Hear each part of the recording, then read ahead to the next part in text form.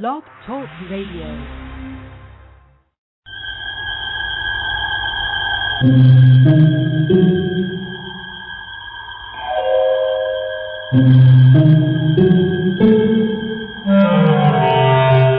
Archangels, ghosts, and Bigfoot. Oh my.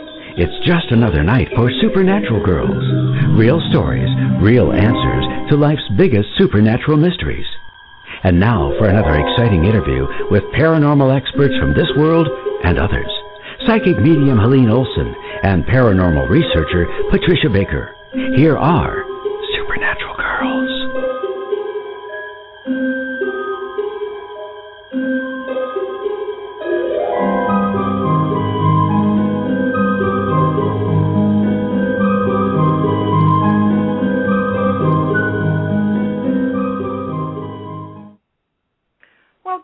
Everyone, and thank you for tuning in to another episode of Supernatural Girls. Today is September 21st, 2013. We're on the verge of the fall equinox, and I love autumn. Don't you, Patricia?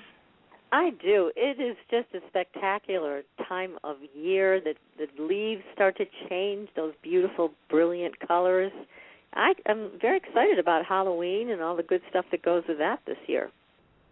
I am too, but, people can find me, Helene Olsen, at my website at angelslighthouse.com, and we strongly encourage everybody to go on over to supernaturalgirls.com and sign up on our website. That's where we draw names for our giveaways that are coming up very shortly. And, Patricia, we have some fabulous product on the Supernatural Girls website right now, don't we? We do. We've got that incredible prosperity prayer from Becky Andreasen, and I'm getting lots of great feedback on it. It's very powerful. People are getting all kinds of exciting things happening as a result of playing that prayer. And I've said it over and over. I keep saying the same thing. I really believe that Becky Andreasen is the only one on the planet who can really speak, read, and write the angelic language. And the energy that comes through her voice when she's channeling these prayers is just incredibly powerful. And it's a prayer that you can use over and over. It's not listen to it once and let it go. The more you listen to it, the deeper it sort of affects your system, don't you think?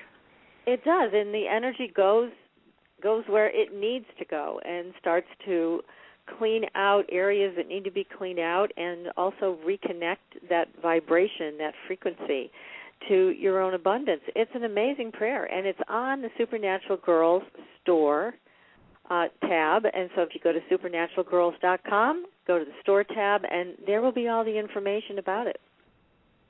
Yeah, and people can also click on my store tab at angelslighthouse.com and look at the energy-charged jewelry that's on there. I'm hoping to have my charm ready in connection with Becky's prayer, which will also be for prosperity, hopefully this week. But we'll see. I've been real busy lately, Patricia. I know. You've been deluged from everything that's come from coast to coast. So that's been a very exciting experience and great follow-up from everybody who listened to the show. Yeah, really lovely audience, beautiful people, and it's been an exciting experience, really. And but it's kept me on my toes this week, so that'll go on for a little bit. And beside that, fall in the Salem area is something to be experienced, really. People come in from all over, and it's just my phone starts getting really busy, so it's nice. It's nice. I love the fall, and it's a good time to get that fresh air coming in, huh, Patricia?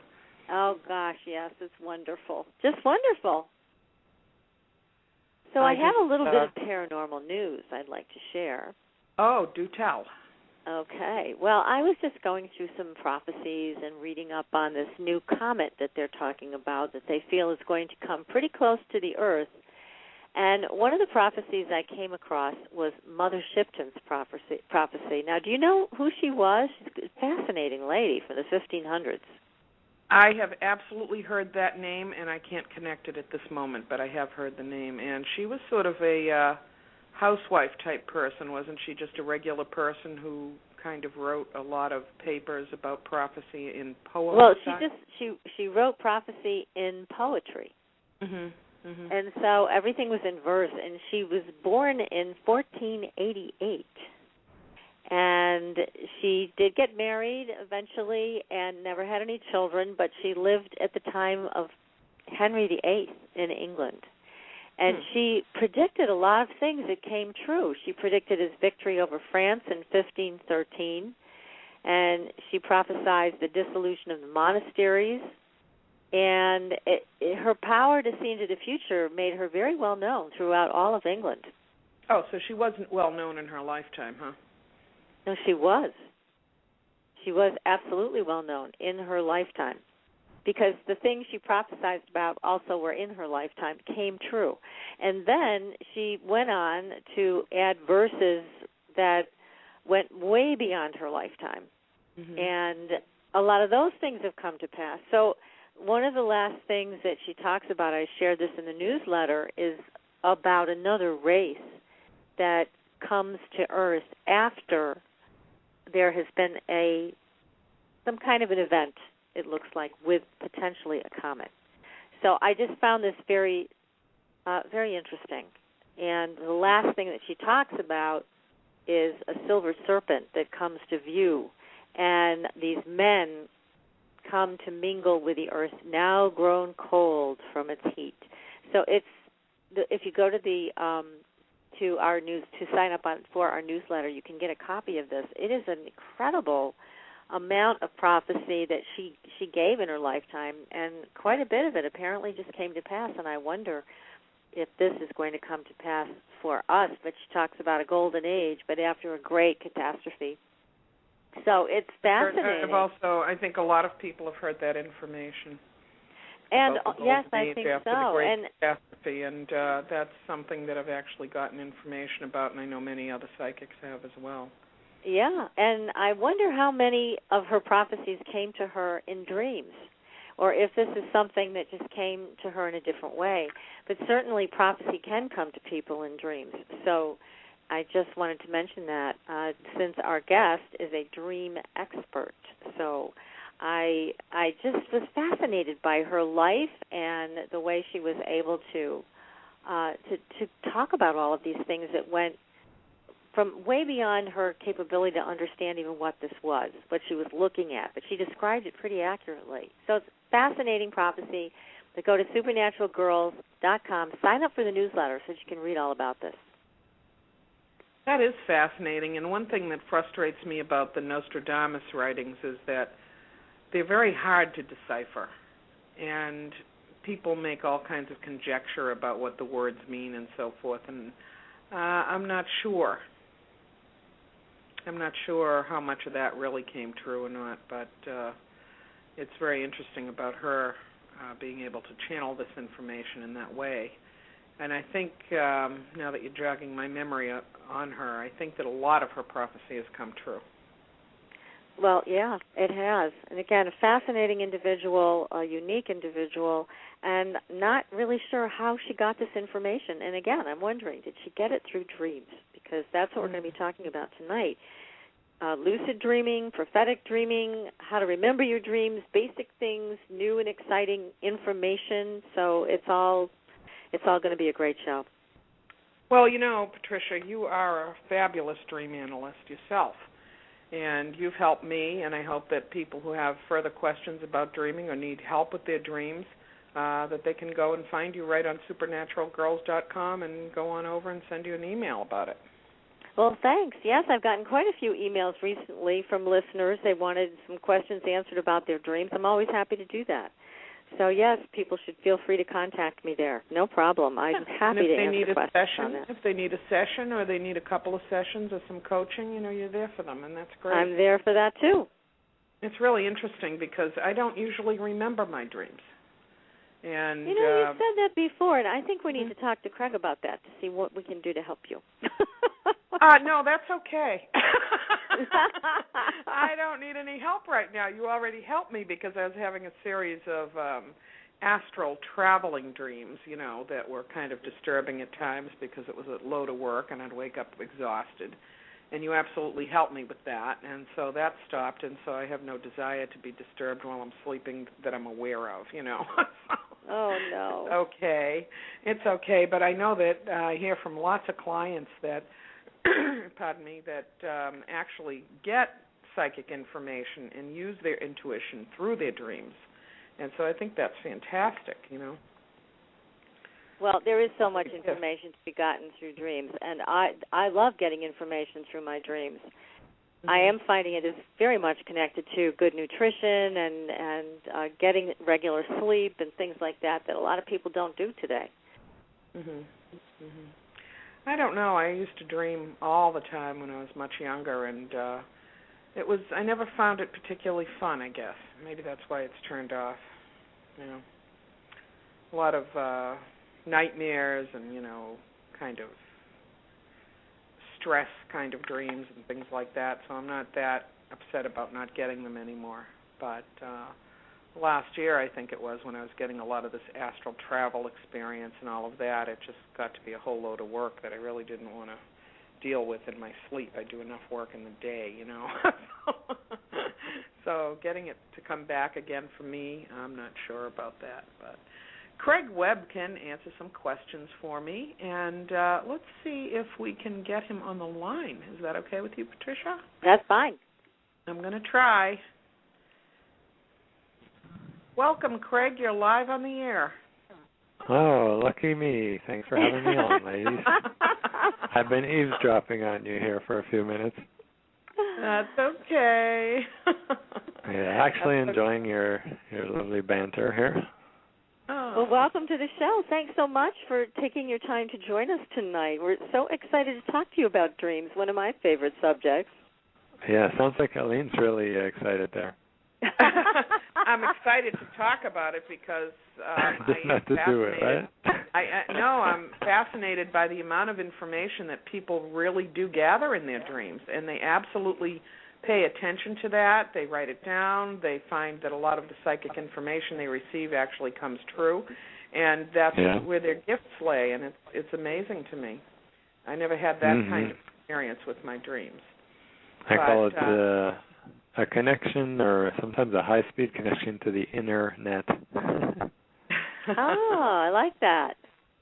Yeah, I mean, anything that shows up in life, like the web here, my family name, but the internet will have its equivalent, you know, on inner levels. In fact, that's why it shows up in life, because it's kind of the printout of something that's true on the inside. So I do believe there is something like an internet where we're all connected, probably like we are on the physical internet and the web here. That's very cool. We used to call it, years ago when I was first starting out as a dream analyst, the Blue Highway. But I like this internet concept. I think that's absolutely accurate. That's very interesting. So now tell us a little bit about yourself. I mean, you're very active in helping people to understand their dreams and work with their dreams, become more lucid. And you're also academically connected. Is this something that you also teach? Yes, all of the above and probably lots more. One of the key, I guess, identities on the list should also be a student. I'm always learning all kinds of things from, the adventurers who join the teleclasses that I offer. I'm usually as much of a student as anybody else. But also from new research, from people like yourselves who have their own experience. Because really when it comes to dreams, or let's say any subjective experience, we're all really our own best expert, and I'd like to really emphasize that with a big asterisk. You know, let's stay empowered. If I have some understanding or connection with your dream or your intuition or your intuitive hit, maybe that's for me, maybe it can be helpful for you also, but you should always be the expert when it comes to your dreams or your subjective experience, and I like that. It sort of can be a science. We can study, explore commonalities, statistics, see how many people do this, how many types of dreamers can have this symbol or this theme, or what physiology happens. But in the end, everybody's their own best expert when it comes to what it means and how they want to apply it to their life. Now, how did you get involved with all of this? Sorry. Oh, I got stereophonic there. Yeah. How did you get started in getting involved with dream analysis? What motivated you? That's an interesting one. Well, I didn't start with dream analysis, actually. I started with the experience because I guess I was a good little scientist, pretty objective, you know, studying physics, actually. I wanted to understand how the world works and really maybe at a deeper level, kind of the mind's spiritual question of what's behind it all. But I was brought up in a pretty conservative society and family and sort of engineering, science thinking. But then I had a powerful near drowning. Actually, I didn't have enough time for a breath, falling off the back of a whitewater raft. And I guess I had my helmet on and everything, but I got stuck under the boat and imagined kind of cold, swirling fall water with silt in it and stuff. So I couldn't see, and I didn't know where to go to get that air I was needing desperately. And then the fight and flight of, I guess, trying to get the air changed into this very odd, I remember this strange feeling, but then also a really rich, deep peace. Wow, I guess I'm dying right now. And surprising, because that's not exactly what I would feel. I guess I would feel if I realized I was dying. Yeah, exactly. But there it was, a deep peace, like, hey, this isn't so bad. And then kind of cut to next scene, Hollywood style. I do remember rafting the rest of the day. I don't really remember what happened after that moment, but rafted the rest of the day pretty much as normal, except I still had that rich, deep peace. And maybe, I don't know, this is only interpretation, but I might have chipped off or chewed off a little bit of the fear of death in that moment, accepting it or feeling that peace. But I noticed I started remembering up to about 10 dreams a day. You know how dreams are kind of gone by breakfast, or if you're lucky, maybe breakfast, even your shower or before? Oh, yeah, even when you just put your feet on the floor from the bed, they're gone. Or you open your eyes sometimes. It's just like a delicate thought, or not even.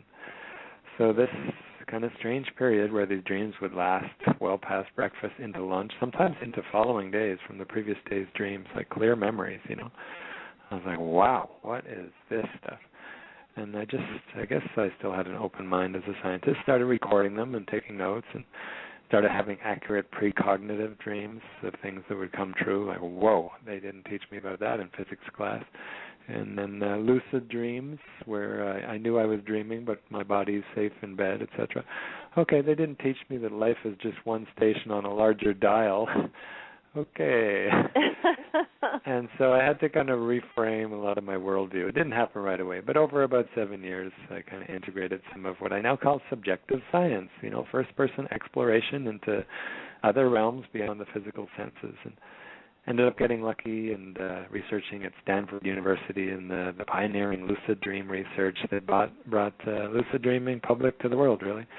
So pretty exciting time and some pretty happening research. And I liked it because it integrated the science side I'd grown up and learned many years, and then also all the new experiences that were out there and that each person had to try themselves. So kind of bridging two of my worlds. And eventually I brought it back to Canada, the Dreams Foundation, a nonprofit foundation that helps, bring all the science, the research, some of the discoveries, and some of the techniques and tools to people so that they can use them practically and benefit from them in their life. A lot of stuff that wasn't really getting out there, at least that I'd never heard of. So kind of an outreach mission with a lot of workshops. And actually, thanks, ladies. Also, one of the elements of the mission is to be on media and shows like this. So you're helping us here. Oh, that's great. And people, I just want to mention that people can find you at craigwebb.ca, and that is your website. With 2 B's there. W-E-B-B, yeah. Not quite World Wide Web, but W-E-B-B Web. Still 2 B's. craigwebb.ca, and also for the nonprofit Dreams Foundation, dreams.ca. Lots of great articles, free tips, how to lucid dream, and if you want to join the newsletter and the updates and the tips event list, then you'll get a free dream interpretation podcast, understanding that. So lots of great freebies there. That's great. Excellent. Do you think that the reason why... Oh, sorry. No, that's okay. Go ahead. Do you think the reason why you remembered your dream so vividly is because it was more of an experience rather than your brain just kind of free-floating? Well, anything I could say after is an analysis, and so I can't know for sure. But my guess now, at the time I had no idea. I just went with what was, experience, here it is, take the data, note the data. Yeah. But I did realize much later that there's strong cycles, actually not just in my life, but in everybody's life, of 7 years. We call it the 7-year itch sometimes in relationships. And if you look at any event, there's usually a big choice point at 7 years. Do we want to go deeper into this career, this relationship, this lesson, whatever? it is in our life. And I didn't know this wasn't conscious, but it was right at that cusp of age 21, right around my birthday, so 3 cycles of 7. And actually the native traditions say that for the first 21 years of our lives, we spend most of the time putting the parts of ourself into a bag, and then the rest of our life taking them out as we start to consciously look at all the things we need to heal and explore. So maybe that was the beginning of kind of a rebalancing of, let's say, the things I hadn't been trained in. You know, I wasn't being trained in any emotional skills, certainly no intuitive or altered perceptions, and even some of the frameworks that now seem much more logical to me weren't at all included. So I kind of went through that little dark spot in the yin-yang, you know, in each side of that Chinese symbol, there's a little sort of dot or a circle. I kind of went through one side and appeared fully in the other, the dream guy for a while, and then included the science more after. So I think I kind of switched and rebalanced. But that's really just an interpretation after the fact. Who knows for sure? Have you found that other people that have had near-death experiences have vivid dreams like that last beyond the morning? Well, when there's an awakening, sort of a time of calling and awakening. Really, I say I got kidnapped by dreams. That's one way to say it. I wasn't looking for it. I wasn't expecting it, and it sort of took me by surprise and held on to me tight and like just blasted me with info, new insights, and life-changing views. It shook me up quite a bit. You know, yes, you can know the future. What? Kind of thing. So I think in a time of awakening or maybe a calling, sometimes at these age 21 or a big one, actually, a bigger one is age 28 around our birthday, the Saturn return cycle, if astrology people know of that. And so we get these more close connections with our spirit and probably a lot more dream recall. In fact, most of the people that take the classes I offer or even call into radio shows, etc., will say that they have natural patterns of more recall and then, you know, emptier, quieter recall when they're more focused in their life. And I've actually tracked it scientifically with statistics and seen about a 35-day cycle on that. So maybe some natural biorhythm. We're more connected with inner layers, and then we're more focused on outer layers on the other part of the cycle. Ever noticed that pattern of, I guess, more dreams coming or not? I have noticed it, but I wonder I don't know what it's really attributed to. And you bring up an interesting theory about cycles. I look at it more like a nutritional type of thing, a stress type of thing. It seems like what kind of support do you have for a strong electromagnetic connection with yourself, with, you know, the earth around you? If you have that strong connection, it seems like the recall just keeps on coming. But if you break stride with that because you're not eating properly or you're not getting enough B6 or whatever, or you're under tremendous stress, then I find that, again, you can lose that connection pretty easily. Mm-hmm. Sort of like noise on the signal, huh? Yeah, exactly. So the static starts to pick up, and then you wake up in the morning, there's nothing greeting you, no memory. But what do you tell people, Craig, about how best to remember your dreams? Well, the first thing I say, and it doesn't seem obvious, but actually for many years kind of working with folks and myself too, the most important thing is to really find a way to want it. And by that I mean, what could it help you with in life? Because let's say by after school years or even during school years, our schedules become so packed with all kinds of quote-unquote important things that we have to find some payoff or some application of this new information and something that's probably going to take a little bit of time from the rest of our schedule.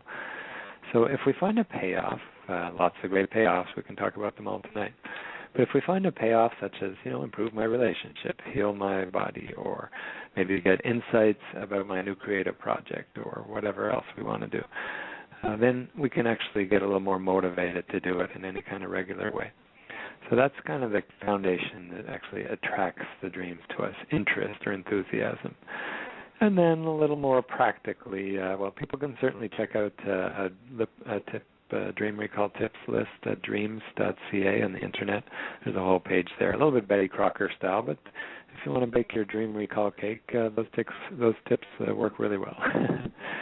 But I can give a couple here. One is just keep the physical senses really low. because dreams and intuition and most of the other things we'll probably talk about come through other sensory channels in our physical senses most of the time, that we want to keep the physical senses fairly low, especially when we wake up. So if we move our body or sometimes shift in bed, actually go back to the same body position you woke up in. Lots of reasons for it, but just notice that'll work. If we open our eyes, try to keep the visual input low, so close our eyes. Or if we can realize it even before we open them, even better yet, just keep them closed. Actually, on the Dreams Foundation page, for anyone interested, you'll see light pens that we sell. You can actually write your dreams during the night without having to turn on a room light. So it does that. help some recall there, nice. and it doesn't upset your partner. Some people tell me, well, I had this one gentleman who saw me in Malta when I spoke there, lucky enough to speak in the Mediterranean. He says, oh, I saw you in London at that big presentation. You were great. And sometimes I like specific feedback, otherwise it can go to my ego, I just like to know how I can be more effective. Right. And I said, so what specifically touched you or inspired you? And he said, well, actually I don't remember much of what you said.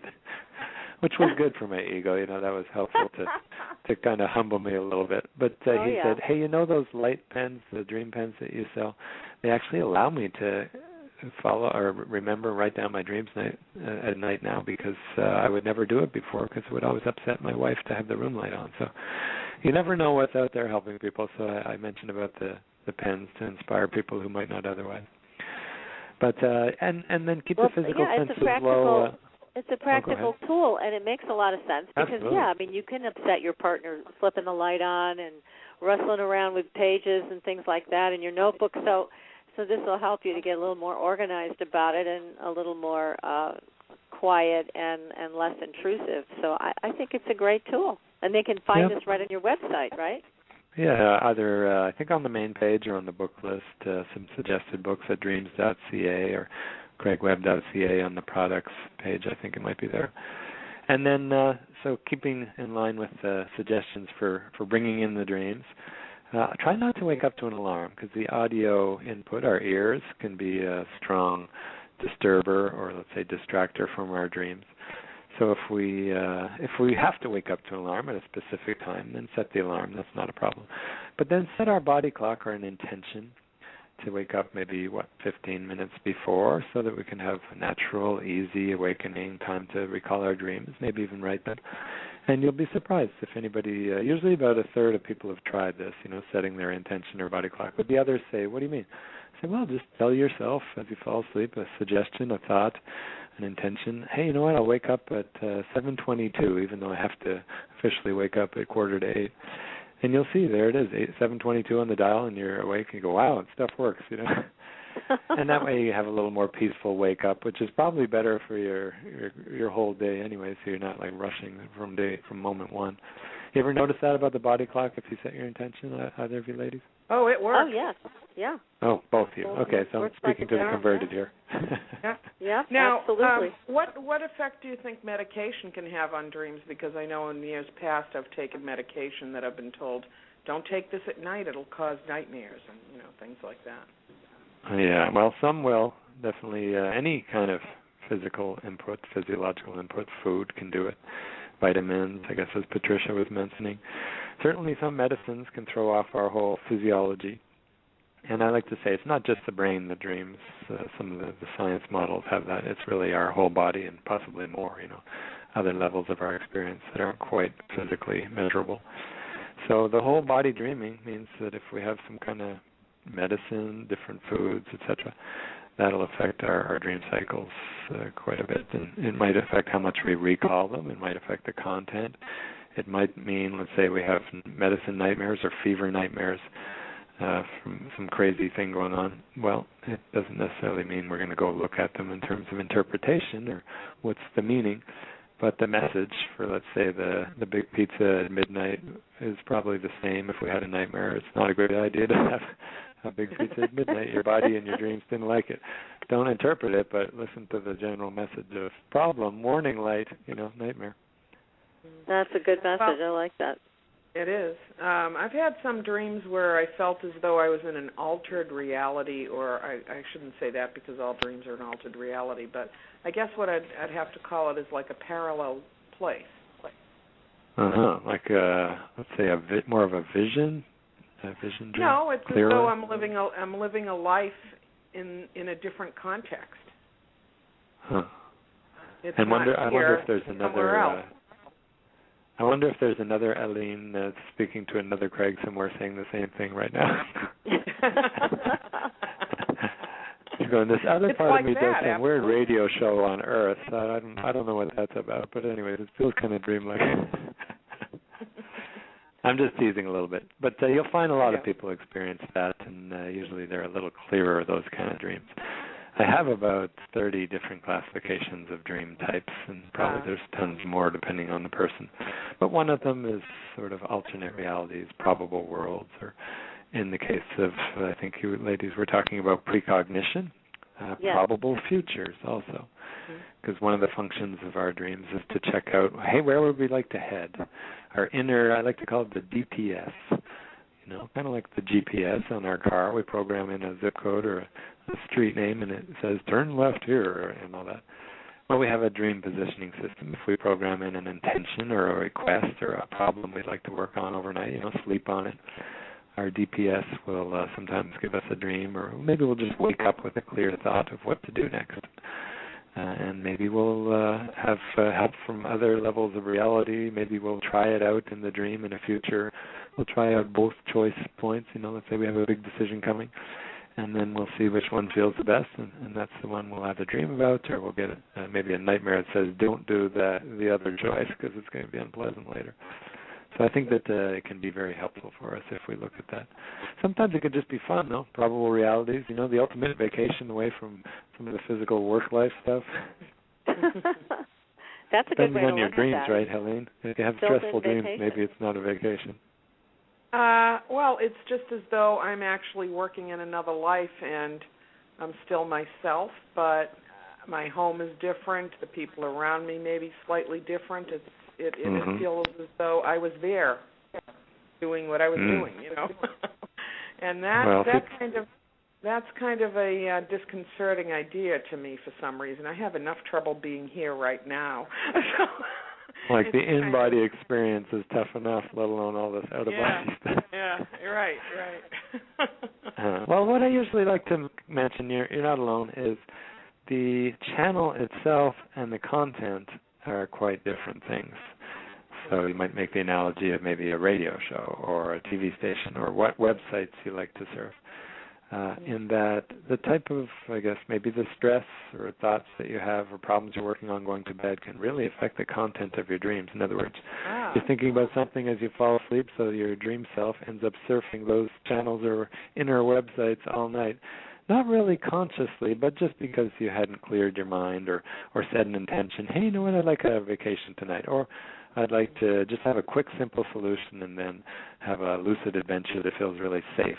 And maybe a guide who gives me advice how to be more in-body and waking reality, because really we're just limited by imagination and maybe a little recognition that we're in a pattern. So here I am telling you, maybe you've slipped into a bit of a loop there.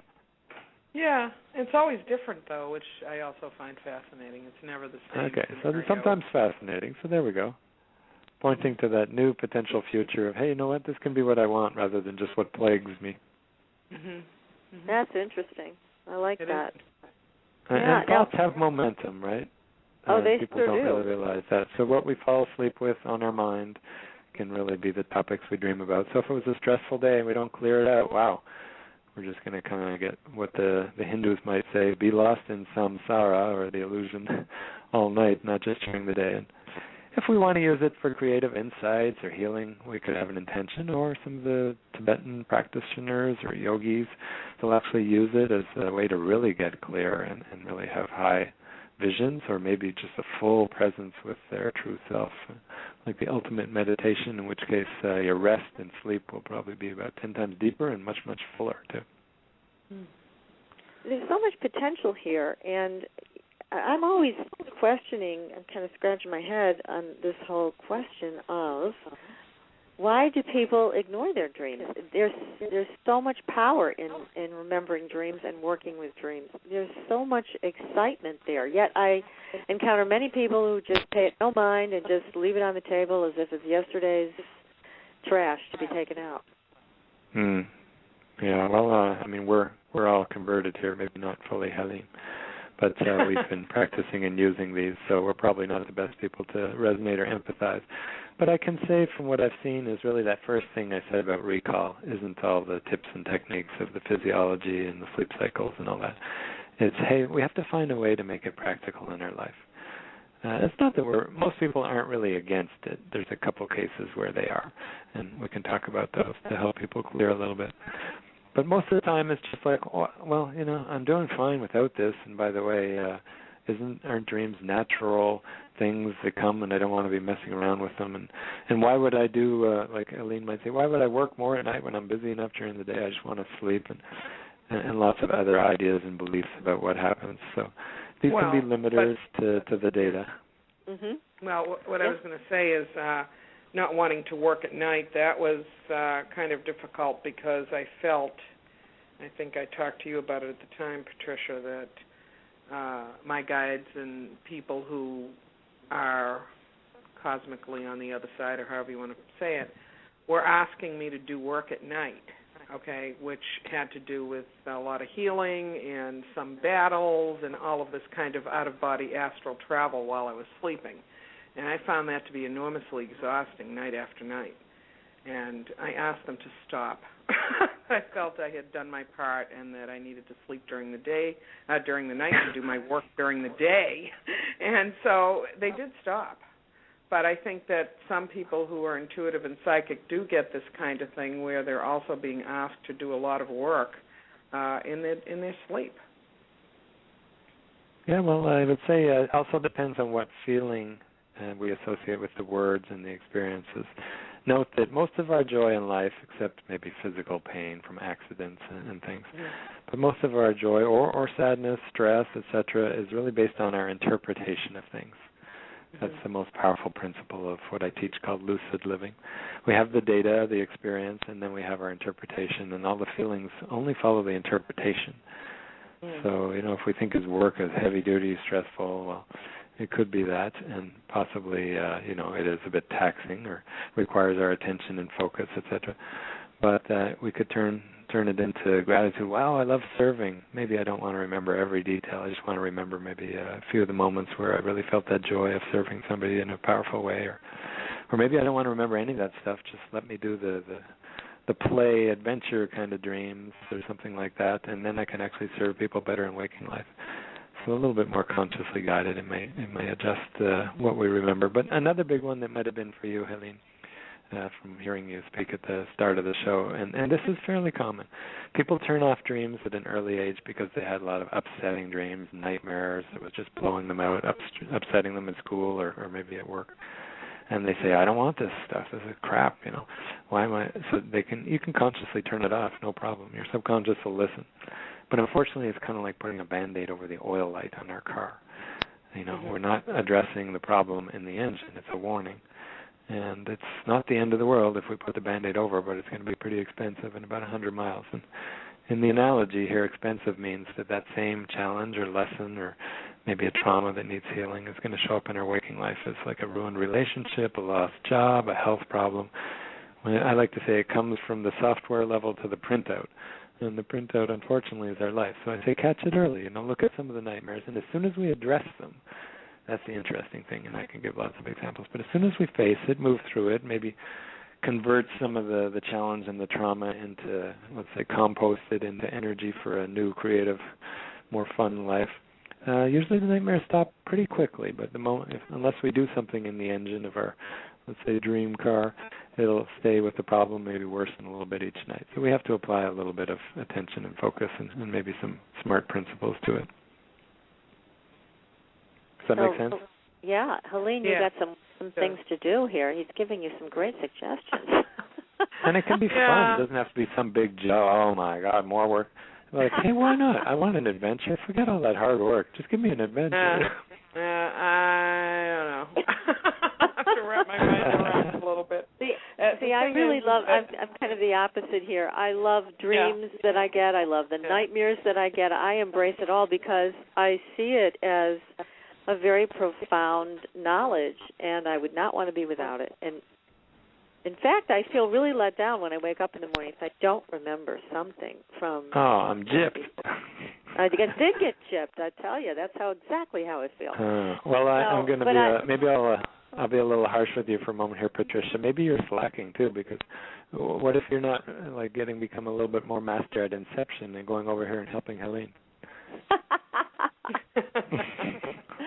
Which is entirely possible. I see it in my reality over there Teleclasses. at night and take her by the hand and say, come on, Helene, let's go for an adventure. Yeah, hello. So let me ask you this, since we're analyzing Helene tonight. I had a terrible problem throughout my life, which has stopped some years ago. But I was a terrible sleepwalker and sleep talker. And this would upset my family for many, many years, even well into my first marriage. And it's very disconcerting to wake up somewhere other than where you actually went to bed. And so, is that related to any kind of dream disturbance or anything like that? It's quite possible. It seems, my first guess is that it seems related to having put a Band-Aid over the oil light earlier with all the nightmares. Oh, so I did it all my life. System. All my life, ever since I was like a baby, I always walked in my sleep. Okay. Well, it could have sort of started around the same time. Well, what it probably means, it's a little more physiological. Those aren't actually in dream cycles. That's in deeper sleep stages. Although sometimes they're linked, obviously, the stress and the unprocessed feelings, traumas, all the stuff. In childhood we have lots of emotional trauma that aren't getting addressed, show up as different things, maybe sleepwalking, sometimes night terrors. There's lots of other reasons too. But the main thing to know is it's actually adjustable, not always just by therapy. Sometimes hypnosis can be good, but sometimes just physiological training of some sort. And there's non-intrusive training, something like neurofeedback can be very helpful. One of the things that triggers a lot of health problems that people aren't really aware of, a lot of health problems end up being symptoms, even though they're physical problems, symptoms of actually a poor sleep cycle and not getting enough good rest or not being balanced in their sleep. So maybe that's happening for you. And I mention it because it's empowering, it's non-intrusive, non-pharmaceutical. Check out biofeedback or neurofeedback for relaxation, but also Craig, reprogramming a bit. Now I'm just too old to get out of bed. All right. Well, there's a belief that you might need to reprogram. That's good. But no, I'm glad I'm not walking around anymore. You sound pretty young and sprightly to me tonight. I am. But you get older. I think you just get tired of walking around. You enjoy that yumminess in the bed, huh? I can relate to the yummy feeling of. Well, it's really sort of in a quiet space there. Just after waking, we're in that rich joy of no thought, which is one of the closest places to spirit or God. So I can definitely relate to you. Well, that's nice. That's beautiful. Yeah, it is nice. Yeah. Hey, we just found it right here. Yeah, we did. Imagine that. Dead air, they say on the radio, but what if it's like alive? Exactly. Oh, my goodness. This is great. This is great information. And, Helene, should we take a little bit of a break and come back and find out more from Craig? I'm going to pick his brain a lot more. Yeah. It's a fascinating discussion. Because I want to find out about Craig's ideas on how people can keep track of their dreams, if he thinks dream journal is a good idea, and I want to hear more about precognition and how to become precognitive. So I got a lot of questions for this man. So and we can tell people how to break the nightmare cycle if they have recurring dreams. That could be right. helpful. We need to talk about that. We've got a lot to talk about. We do. So everyone stay tuned. We'll be right back.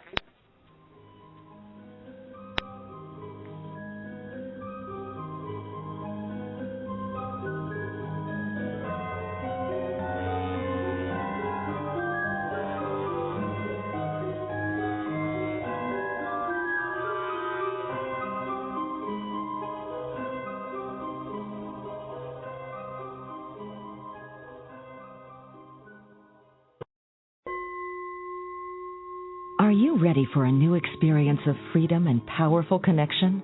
Would you like a positive, effortless change in your life?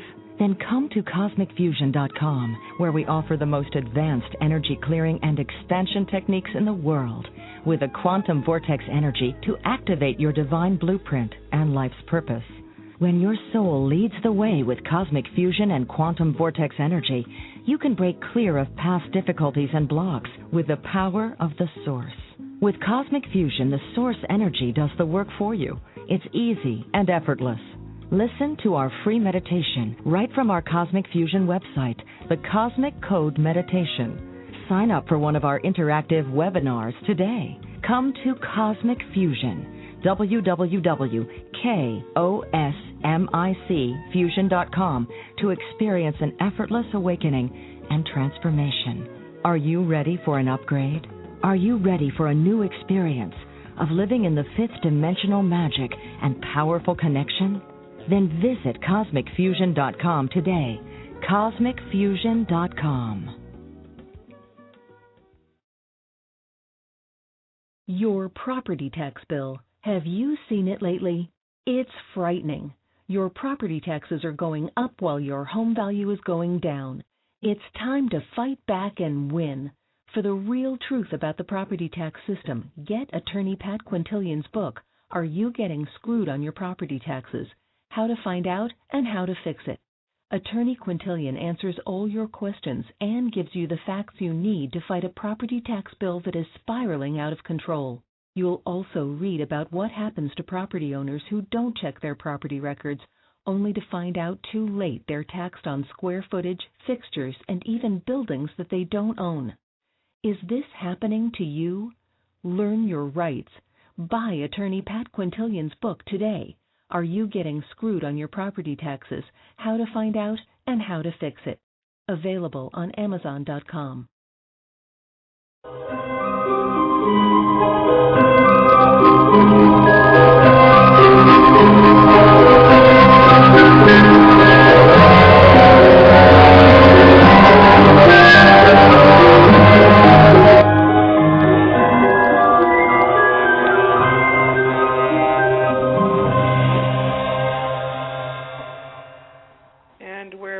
With our expert dream analyst, Craig Webb, and we thank you for staying tuned.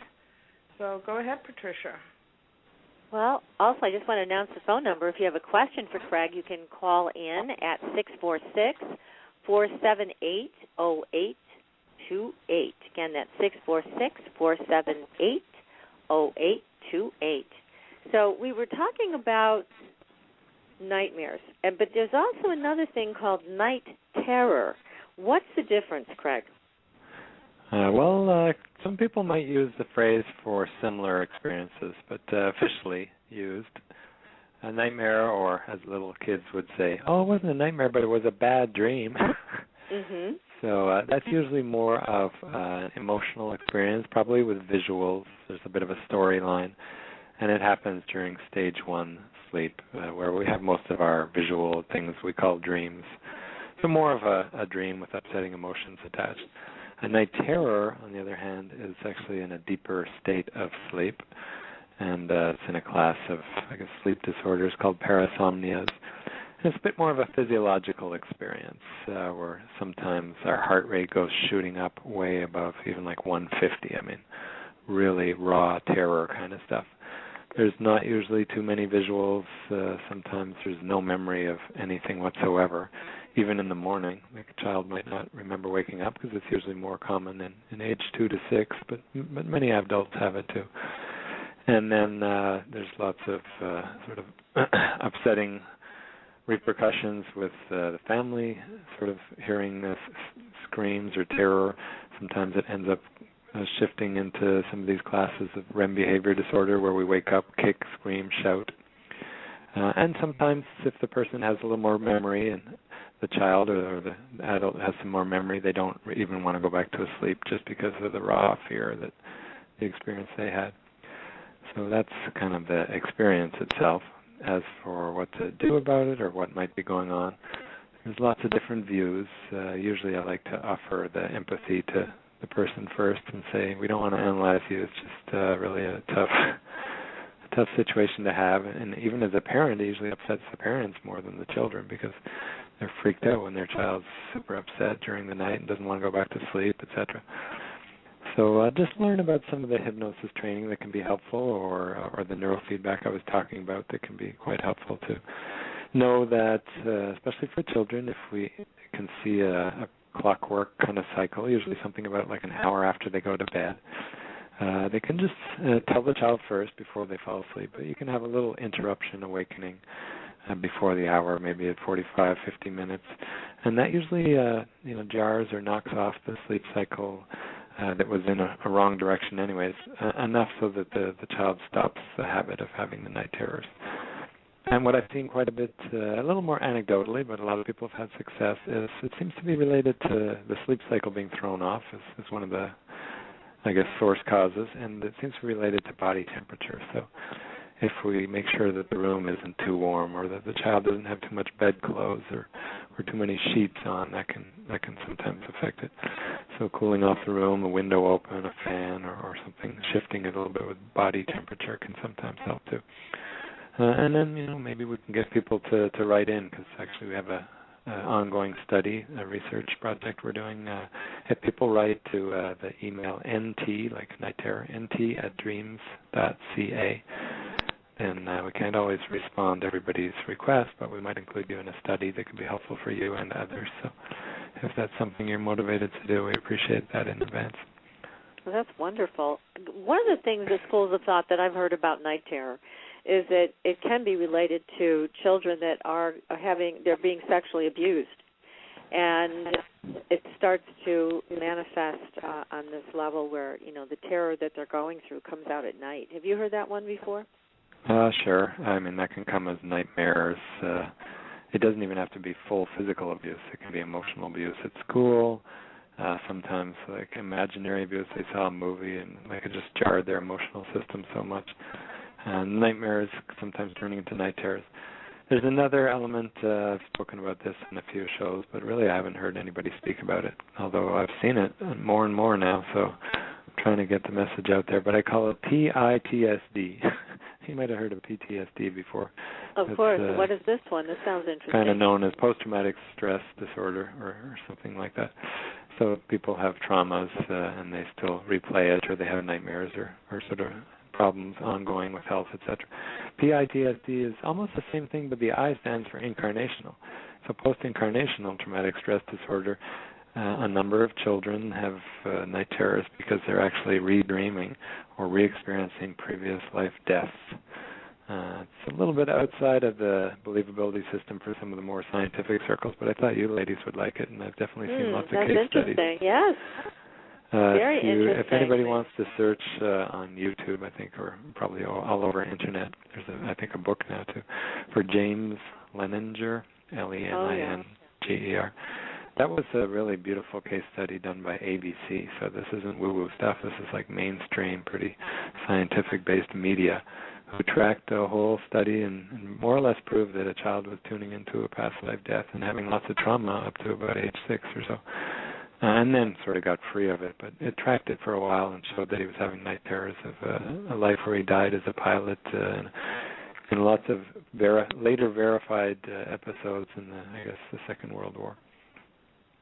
Wow. Yeah, he was dreaming about going down in the plane. Yeah, but the dreams were, like his parents at first thought, I guess he saw a movie on TV, but then he started saying specific things about how, hey, that thing under the bottom of the plane isn't the engine, that's the fuselage, and this is called a Corsair, and you know what, that's my flying buddy, and he gave the name. And then he said, and yeah, it was in, I forget where it was, like Iwo Jima or somewhere. He named the actual place where the last battle happened. He said, yeah, I got hit on the side of my engine with the anti-aircraft. And nobody, even, knew this. It was not on any report. But they finally, the father was curious, super skeptic, but he checked in. He said, this is weird, but it's too specific. And how does he know this stuff? And he found the flying buddy was an actual guy. He was in a mission in the same war at that island. He said, yeah, my friend who has the same, his flying partner who has the same name as James. So James is James Leninger the second, or James somebody the second. Was shot down by anti-aircraft fire and hit him on the left side of the engine, but nobody else knows that. We didn't even say it in the report. And a lot of verified facts, including like getting in touch with her sister and her recognizing photos and stuff, that make you wonder, you know. And so are many of our fears in this current life, and maybe some of the night terrors and nightmares connected with trauma from previous existences, is not yet healed. And can we look at that and address it? That's my point of view. Hey, can we use this to help people hear? Yeah, absolutely. And so what do you tell people when they have nightmares? What is the best method that you found to work with them? Well, the first thing I say is, lucky you. And people usually come across, what? I don't want these things. Helene's sitting there right now going, what's he talking about? I'm not lucky. This is tough. I hate this stuff. But I did get your attention, though. And the lucky you is kind of just to catch your attention. Oh, you have my attention, you. Craig. Oh, okay. Well, that's good. Thanks for the feedback. We don't know if I have your trust yet, but we'll see how it goes. And that I encourage people, check out an article at dreams.ca. It says, Nightmares, Lucky You. And the whole idea is, it's a warning. It's like the oil light on your car. It's not really lucky in the way that it's not so fun to have like an engine trouble or something in your car. Or it's not so fun to have a nightmare that's saying we have trauma to heal, either from childhood, sexual abuse, maybe a past life, who knows. But it's good that we get the warning and that we deal with it so it doesn't end up as worse stuff later, like recurring relationship daymares or a series of lost jobs because we rebel against authority in the way we always used to with our dad, or any number of things, even things like cancer in the body. That's usually, now research is showing, is shown in nightmares a number of years before. So can we avoid like the energy going the wrong way on the inner levels and then printing out into our life in really unpleasant situations? Yes, we can. We need to recognize that they're gifts. So a bitter but necessary medicine, and then the moment we look at it, work with it, there's different techniques. I'll give maybe one example. And then usually it changes very quickly into really good, healthy stuff, lots of creative energy there because the healed-up trauma holds lots of emotional energy that we can use for our relationships, our love life, our health, whatever. One example is a woman I worked with named Mimi. And she had actually the most common recurring theme out there, the chase dream. You ever had a pursuit dream, either of you? Oh, yeah. Yep. Oh, yeah. Being chased, yes. Yeah. So both. And research shows 81.5% of people. So about 4 out of 5 have had that one, or probably all of them, but most people, maybe 1 out of 5 doesn't remember. So we're talking about like a worldwide theme for all humanity, a life lesson really, probably of any human existence. We don't have to get too philosophical or maybe too psychological. We just have to know, how do I end this? Well, it's a recurring loop, like a class. We're not really passing in school maybe. And we got to get a message. We've got to try something new also. We've got to, get a little lucid here, I say, get a little conscious and try a new ending. So Mimi had this recurring chase dream, and she said, I'm waking up stressed, and not just that, it's ruining the day at the office, I'm tired, etc., I didn't sleep so well. And it keeps coming back, like every week or a couple times a week. And so I said, well, there's lots of ways, different techniques, a lot of which I teach in the Teleclasses there that I offer. If people want to check those out, it's at craigwebb.ca, I think on the events page. So if that's your case, check out the article, Nightmares Lucky You, or listen to this story here, or check out the Teleclasses. And she said, well, what can I do? I said, how about lucid dreaming, since that's fun also, and there's lots of other benefits besides just healing recurring nightmares. She said, okay, what do I do? I said, well, first off, tell me what's your best ending. Maybe we can have some callers call in with recurring dreams and offer some ideas for new endings. She said, well, I never thought of that before. I just hated the fact that I had the dreams. Well, imagine something new. And something new emotionally, too, not just victimization. So she said, well, I don't know. I'll turn around and kick them, or I don't know what I'll do. I'll do something new, and I'll be empowered. I said, okay, good. Now go with that intention. Maybe visualize it before sleep. And if you're lucky, actually set your intention to become aware during the dream that you know that you're dreaming. And that's called lucid dreaming. And then you can try something new, knowing that your body's safe in bed, right? It's just a dream. So she said, okay. She got excited. And she came to report in a week or so later. She said, I did it. I said, did what? Well, she said, I was in the chase dream again, this time in a car, though. And I saw that pursuer in the rearview mirror. So, I sped up, but he was still behind me. And I ran out into a parking lot and sort of left the car behind and was running on foot. And he was closing in on me. And then then that thing you said like kind of sparked in my mind, try something new. I said, oh my gosh, this is my dream. She said it all happened kind of in a flash, but she whirled around, faced him for the first time, right? She'd always been running. And she said, this is my dream, and you can't hurt me. Which is a pretty good first attempt. You know, That's a great trying one. to be like Yeah, Wonder Woman or anything. Yeah. And he said, hurt you? What do you mean? And she started to see his eyes, and she said it was really weird. He had beautiful, loving eyes. And he told me, what do you mean hurt you? I've been running after you this whole time to tell you I love you, but you've been running. Ah. And she said, what? He said, it's true. And he kind of took her hands, and I guess the perfect psychological integration here, speaking, he melded into her body. And she said a few things happened. One is she woke up super energized, really happy and joyful, and kind of surprised. And she said, secondly, she was not tired or really upset at work that day. Actually, she felt pretty empowered. And from my point of view, I guess as a guide here leading the classes and things, I said, what most interests me is that you said you never had the nightmare again, right? She said, nope, never had it again. I kind of solved that lesson. I got empowered. And you know what else? That same emotional lesson of kind of standing my ground, maybe being a little more assertive and not just being victim or running away from a confrontation. I'm actually standing up and speaking my truth a little more at the office and in my personal relationship. And you know, I don't have to attack another just to share my view. But before, I used to just always be shy or afraid. And I said, wow, thank you. Can I share your story? And she gave full permission. So thanks, Mimi. Yeah, that's a great story, and you're right. What a wonderful integration of that whole experience, and that's, you know, following your direction. That's one dream where it all came together. I can imagine, and never had it again. I checked a few years later, and did the nightmare recur? And she said, nope, I'm feeling pretty assertive and empowered these days. Gosh, that's great, and I think Amazing.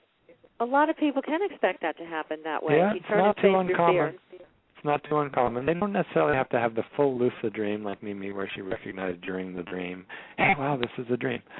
Sometimes just imagining a new ending before sleep, or setting our intention, or just breathing in the new emotion when we kind of get stuck in that recurring emotional pattern, even in waking life, can sort of shift our body consciousness, teach our neurons a new pathway instead of slipping away, running away, victimization. Hey, you know what? Speak my truth, or at least peace, and not reacting, just kind of listening and saying, hey, this might be about them, it's not about me, but I don't have to engage, you know.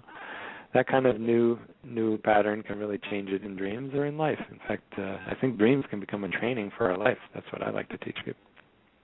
I agree. I think that's a great way to look at that. So what do you think, Helene? I think my experience was a little different as a kid. I didn't understand it, but when I look back on it, I understand it better. And I think that I've gotten a lot of comment from people over the years, and I think this was my experience, that negative entities were actually coming into the dreams. Huh. Well, sometimes I like to say the word evil backwards spells live. So depending on our interpretation.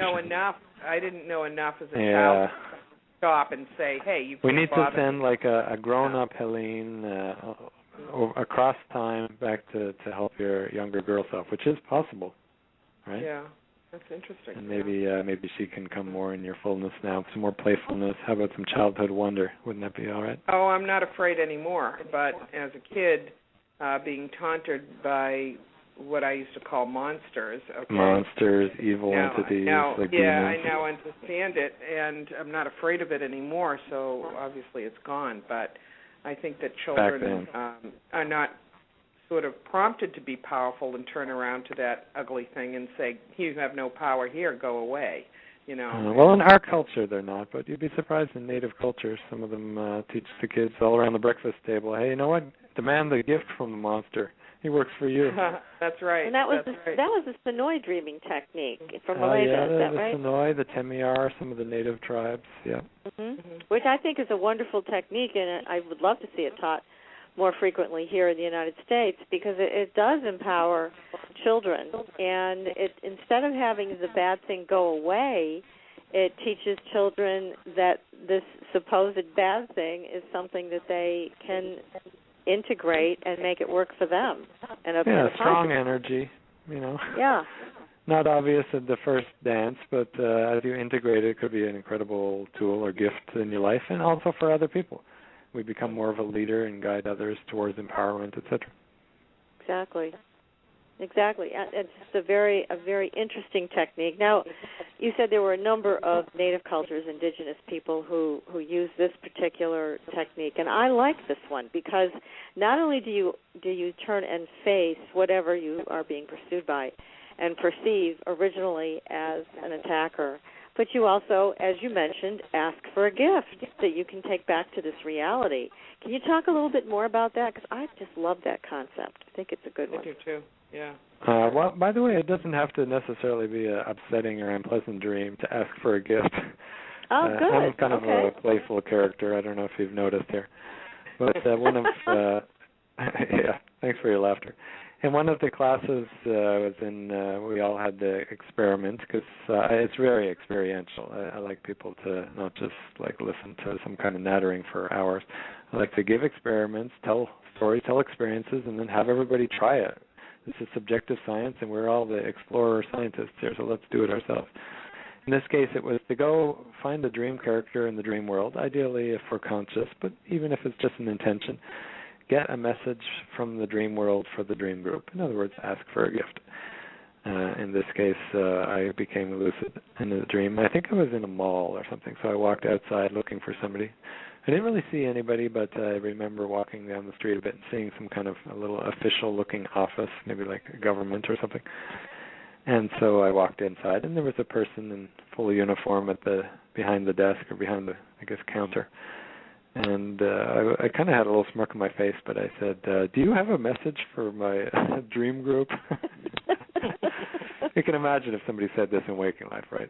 Right. So this person kind of looked me up and down, which I think is important. They kind of looked me up and down for maybe 20 seconds. And then finally they said, okay, you'll have to fill out a form first. And I don't know if everybody quite gets the joke here. I'll let it sit for a second. But I did have to fill out a form to deliver that message. And the form was a physical form. I had to come back to my body, right? So there was a kind of fun lightness hidden in the message. And yet I asked for a gift, and maybe it just brings laughter, but maybe a deeper truth hidden in there, too. Oh, yeah. So for nightmares or fun dreams, the Aboriginal tribes in Australia even have dream time. And some of the, was it the Maori natives in New Zealand. Not exactly the same as the Dreamtime Aboriginals. But they'll sometimes say around breakfast table, their belief is that there's not really as much different in waking and dreaming, sort of two stations on the dial, and their consciousness can be in any, and both are quote-unquote real. They may have different principles and different physics or stuff. But basically we can transmit a little bit of energy and learning between them. So if, for example, you fought with your sister, or let's say the neighbor down the street in a dream, in the morning you maybe do a little bit of empathy with yourself and then go apologize or try to work a creative project together or something where you turn it into a gift as an insight and maybe even an intention tonight to go back and actually have a good time with them instead of just have a fight.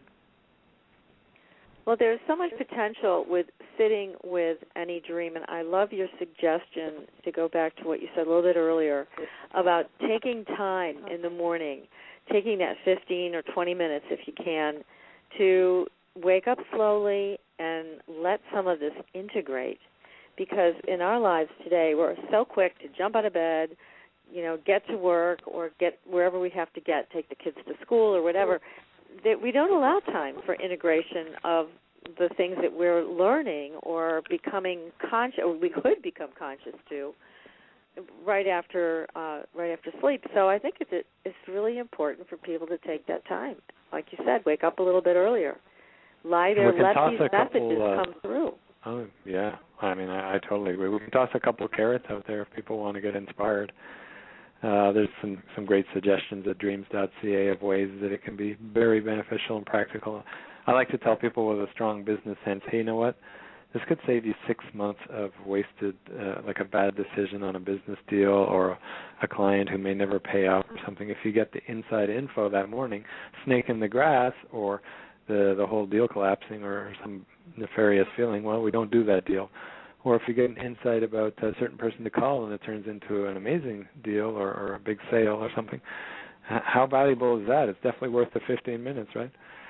So there's a little bit of sales there. But how about some of the other applications in our life? Health. Pretty much everybody has some sort of challenge where they'd like to improve in their physical health, maybe their emotional health too, but I'm talking about physical body.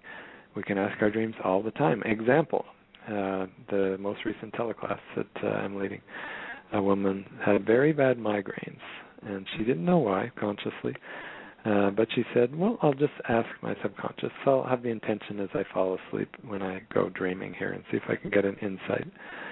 And she said she had a very convoluted night with lots of different dreams and things, but she woke up with a pretty clear picture of two images. One was bananas, and one was eggs, and kind of that they weren't so good, sort of a feeling of, don't take these. And she reflected, hey, you know what, for the last few weeks, actually, while I've been having more nightmares, or excuse me, more headaches, migraines, I've actually been eating a number of bananas and, strangely enough, eggs. So she stopped that, and she said within a day they kind of quieted quite a bit. And then I guess she slipped a little bit. By the end of class, they were back, and she said, well, I wasn't having too much eggs. But she asked again in her dream and said, and this time lucid. She actually had been training in lucid dreaming, how to explore the dream world consciously, kind of like Dorothy in The Wizard of Oz. Woo! Here we are in full 3D real time in the dream. And she said, I'm in a grocery store, so I asked the dream grocer, hey, how can I solve these headaches? And he pointed to a sign that had a big X through the bananas and the eggs. So, yeah, same as before. But then he said, here, try some of this, and gave her some potatoes and grapes, which I'm not really a dietitian, so I don't know what all the different nutrients and things are. But I don't really need to know because she said she tried them. And voila, instantly gone, and I don't think has had since. Kind of the strange thing from a little more psychic viewpoint is she said on the ride home that day, because she's a mom, she hadn't really said anything about the dream, or she hadn't said anything about the dream to anyone else.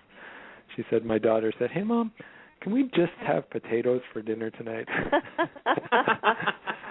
You know how we're usually tuned to our kids empathically, intuitively, and she thought, well, I guess even the beautiful people in my life who are trying to nourish me are aligning up with my best interests here. So she said, yeah, we'll just have potatoes tonight. Maybe grapes for dessert, though. That's wonderful. And that's a very clear message. Payoff She got of no an headaches, absolutely clear message in the answer. Yeah, so for health, creative insights, you know what the number one selling movie of all time is? No, what? Avatar, only 2 or 3 years ago, James Cameron. Uh-huh. The movie about the tall blue people. And I had the great honor and privilege of meeting James a few times. Actually followed a precognitive dream to go and be with him on the green carpet, etc. And an interview where he shared that movie was originally inspired by a dream of his mom's, of tall blue warrior people from this other planet. And he kind of wrote a short story. Didn't do much with it for many years, but then he had a dream of powerful, beautiful, bioluminescent creatures and plants that glowed in this forest, and actually a whole river that lit up and glowed in a bioluminescence kind of way. And he drew it, or I guess with pastels sort of painted it, and said, wow, I'll have to include that in a movie. And then a few years later put these two things together as key elements. It became, I guess, one of the things that caught a lot of people's imaginations in the movie Avatar. And then when I was interviewing him, he said, actually, my first real breakthrough movie, Terminator, I'll be back, kind of Schwarzenegger, he said was directly inspired by a nightmare, too.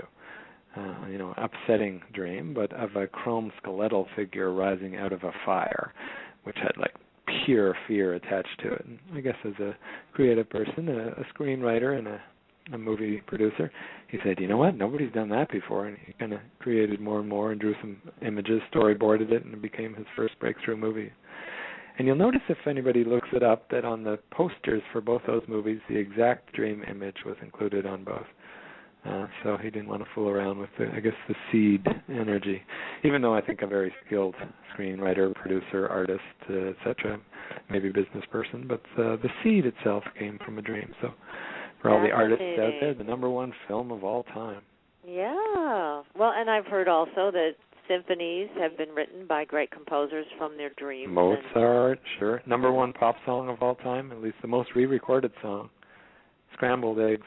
Oh, my baby, how I love your legs. You guys recognize it? Well, those were the first lyrics, and I'm intentionally singing a little bit off key so you don't quite catch it here. But a gent woke with those lyrics and that melody and said, wow, this is really familiar. I think I stole this from somebody, because he was a songwriter. And he checked with his friends and colleagues and manager, and they eventually said, hey, you know what, like, it sounds pretty unique, and in fact it might be kind of catchy, but you're going to have to change the lyrics. Scrambled eggs, oh my baby, how I love your legs, is funny, but we're not going to do that. And so eventually, after about a month, he owned it and said, okay, this is mine, I'll work on it. And he had another dream with the title, and kind of pieced together the lyrics pretty quickly. Yesterday, all my troubles seem so far away. Oh, wow. And Sir Paul says he also had the dream inspiration for Let It Be. You know, his mother, Mary, came in a dream at the time the Beatles were sort of splitting up and said, hey, Paul, let it be. So artistic Great inspiration. Guidance. Yeah. Well, there's a comment here in the chat room I want to share with you from Doug, and he has been working with you apparently for over 3 years. And he said the class is so much fun, and he's amazed at having such a great dream guide. So let me pass that on to you. That's so nice. Very thoughtful, and kind of him to write in too. I think I tweeted out the show, so anybody who follows some of my work can always keep informed. And sometimes it's the same thing, but Doug had an amazing experience, and I guess the previous course that he was, I like to call it an adventure, in the previous adventure that he joined, because he's been trying the principles and improving incredibly. He's a pretty gifted student here. He was just playfully wanting to go visit one of the other dreamers, kind of Inception style, if people have seen that movie. And he kind of worked with lucidity, so becoming conscious in dreams, and also intention, dream incubation, and some of the other skills. But he just kind of playfully said, you know what, I'm going to go and visit this other dreamer. And I think once he sort of had a halfway visit where he saw the apartment number on her door, you know, in a totally different city, like 1,000 miles away or something. And the apartment number was right, but, you know, not shocking, just a little bit rare. But this second time he said, wow, I put my hand on the doorknob to take the dogs out, and my hand was about twice the size of normal. And I said, whoa, that's not a normal physical hand. That must be a dream hand. Wow, I'm dreaming. So he continued out with the dream dogs out the back dream door, but, you know, very full, believable dream in real time now, but conscious. And he said, oh, yeah, I wanted to go and visit the dreamer's name, who's given permission, was Mika. So he said, I'm going to travel to San Francisco. I don't know how, but he's decided to fly up above the clouds, sort of traveled a ways, and then kind of came down on this dark street. He said an Asian man was there who came up to him, and he said, hey, do you know where Mika's house is?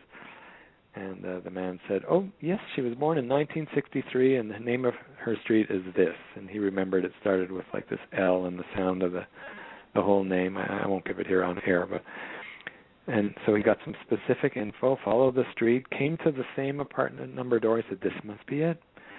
And he kind of had this, respect. So he tried knocking on the door, but his hand went through. It's a dream, remember? He said, whoops. He tried with his other hand, and that actually worked and knocked. And the dream Mika came to the door and said, okay, I'm in bed sleeping, so not too loud. Which is kind of interesting, a double perspective in the dream. But then he wandered around the front hall a little bit and saw some pictures. One of them, or a couple of them, I think, had the Asian man that he'd seen before. And then he kind of wandered into the bedroom eventually where she was sleeping, noticed a bunch of things. He said, wow, I'm going to have to tell this later. So he looked around a bit to get some data and see if he could have provable things later in the stack of books beside the bed. And he saw some brushes on the counter, so he moved one and said, maybe it'll even be moved in the physical world. Who knows? And then eventually woke up pretty excited, and we shared the dream. And it turns out that at that time in Japan, her father would have been awake. He was talking about her childhood. She was born in 1963. The street name was accurate. The apartment number was accurate. He was on a picture in the vestibule. She did have a stack of books, and there was a very strong connection with that dreamer. And tons and tons of verified facts that after a while you go, well, we can't prove it absolutely, but it's pretty strong in terms of intuitive trust that, hey, he found a way to actually do a pretty amazing dream intention that for now is kind of fun, let's say, but as he's progressing here, it could be extremely helpful for helping other people if that's something that he was interested in, which I think is something he is quite interested in, and he's actually helped people as a friendly inceptor, let's just say. But let me ask you this. I mean, where is the difference between a lucid dream and an out-of-body experience? Common question. Or an astral travel, some people might say. Right. So notice we have all these labels and sometimes ideas associated to them. And I'll first say that actually different people use the different labels according to different ideas and may not even have had any of the experiences, so that's another step away still. But the most important thing to say is that there's lots of different perceptions outside the physical. Some might be more closely aligned with the thing we call the world, let's just say mass consensus reality that we agree upon, and some might be less closely aligned. So in other words, if it's more closely aligned, if we call it a dream, no problem. If we call it astral travel, great. If it's an out-of-body, no problem. But can we find certain types of perception working, like picking up on physical objects? The pictures that he saw, for example, in the dream on the wall with the Asian man that was her dad, we later found out, they were actually put in the drawer about a week before the dream. But in his dream, he saw them on the wall. So interesting. Even if we went to her house, we wouldn't have seen them. That is However, he sort of had that time sense, a little bit more freedom from time, which dreams allow. So not exactly a full, replica of the waking world, but let's say pretty close. And I like to say that the most important thing is to try the experience and then explore the perceptions first person. I mean, I'm telling a story to get people a little inspired or maybe excited here, and also to give some kudos to Doug, who's a pretty committed adventurer. But the most important thing is that people actually try it themselves and try some of the techniques listed at dreams.ca. There's lots of lucid dreaming techniques and other ideas. Or just get excited after the show tonight and, fall asleep with a simple, natural beginner mind intention. Hey, I want to try that thing. I'm going to go fly over to my other friend's house and see what happens. Just that playful beginner's mind can sometimes do or give what I call the free product sample, an early success that inspires you to continue a little bit more disciplined afterwards. That's great. Now, what do you suggest for people in terms of keeping track of their dreams? Do you suggest a dream journal, or what do you say to people about that? Well, I usually check out the dreamer and what their reason for doing so would be. I'm not really into push kind of selling, so if someone's not into it, I'm just like, okay, here's a few stories of people who've had success. I wish that everybody could have full connection with that aspect of themselves, and I'll tell you why in a second, which is closely tied to my life mission. But if they don't, I'm sure that they get a lot of connections in their life with some of the inner promptings that could be their greatest gifts and creative expression, etc. If they're a little more active with it, I say, well, it's good to recall dreams. And as for recording, sometimes people aren't too inspired. If you want to record, writing them down is good. You can have one of these dream pens we talked about before available at dreams.ca, so you don't have to turn on the room light. It helps a little with recall. It's kind of a fun gizmo. But also any kind of now smartphone or voice recorder, just make sure you have the airplane mode on, so that kind of the cell, the electromagnetic part turned off, so you're not getting blasted all night. But you can just record them on a voice recorder and then maybe transcribe them in the morning if you're really inspired, or just doodle them, or tell your bed partner if they're not tired of hearing your dreams.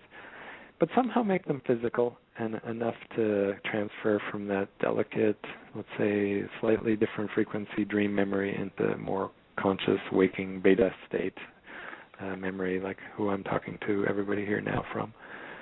And that way we transfer them into a place that we might be able to act on them or at least get the insights or the gifts later. If we don't catch them, like I think you said before, Patricia, they can disappear really quickly and leave us pretty upset. Whoa, man, I had like a huge check in my inner email, and that got deleted. So I just lost out on some big income.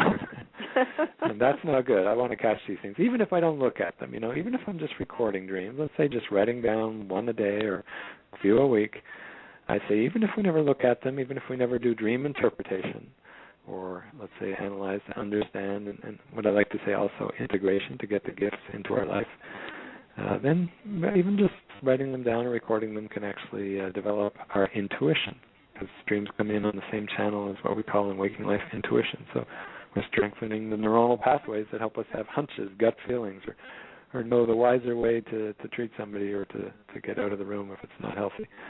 But if people do want to look at the interpretation level, there's actually an online webinar tomorrow I think East Coast 2 p.m. time starting, and also a podcast if you can't make it. Check out craigwebb.ca on the events page if you want to actually open the letters that are coming every night. So that's great. So that you are available to help people interpret their dreams and get familiar with all of these techniques. Now, what about death in a dream? What do you tell people about death? And I understand that it's just a broad topic, and I'm kind of throwing this at you, and there's lots of other details that you would look at in a dream to come to some type of context. But generally, do you have a thought on that? Yeah, I would say enjoy it. You'll forgive me being a little playful here. But a lot of people have the old wives' tale of, what do you mean death? If I die in a dream, I'm going to die for real. And I say, no, don't worry about that. I've died a few times. It's actually kind of interesting, and lots of people I work with have died. I can't guarantee you that if you die in your dream, you may not die in your sleep, but I think it's pretty rare. And if so, hey, it's pretty peaceful. And if that's the way to go, it's probably one of the better ways. But don't worry that one equals the other. So watch out for that wives' tale that if you believe it, in the subtle realm, the belief can sometimes freak you out or limit your dreaming. So enjoy it.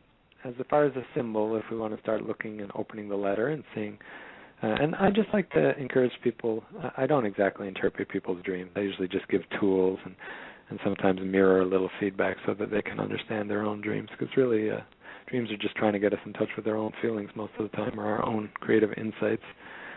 So techniques, reflection, there's lots of techniques there free at dreams.ca if you want to just try them.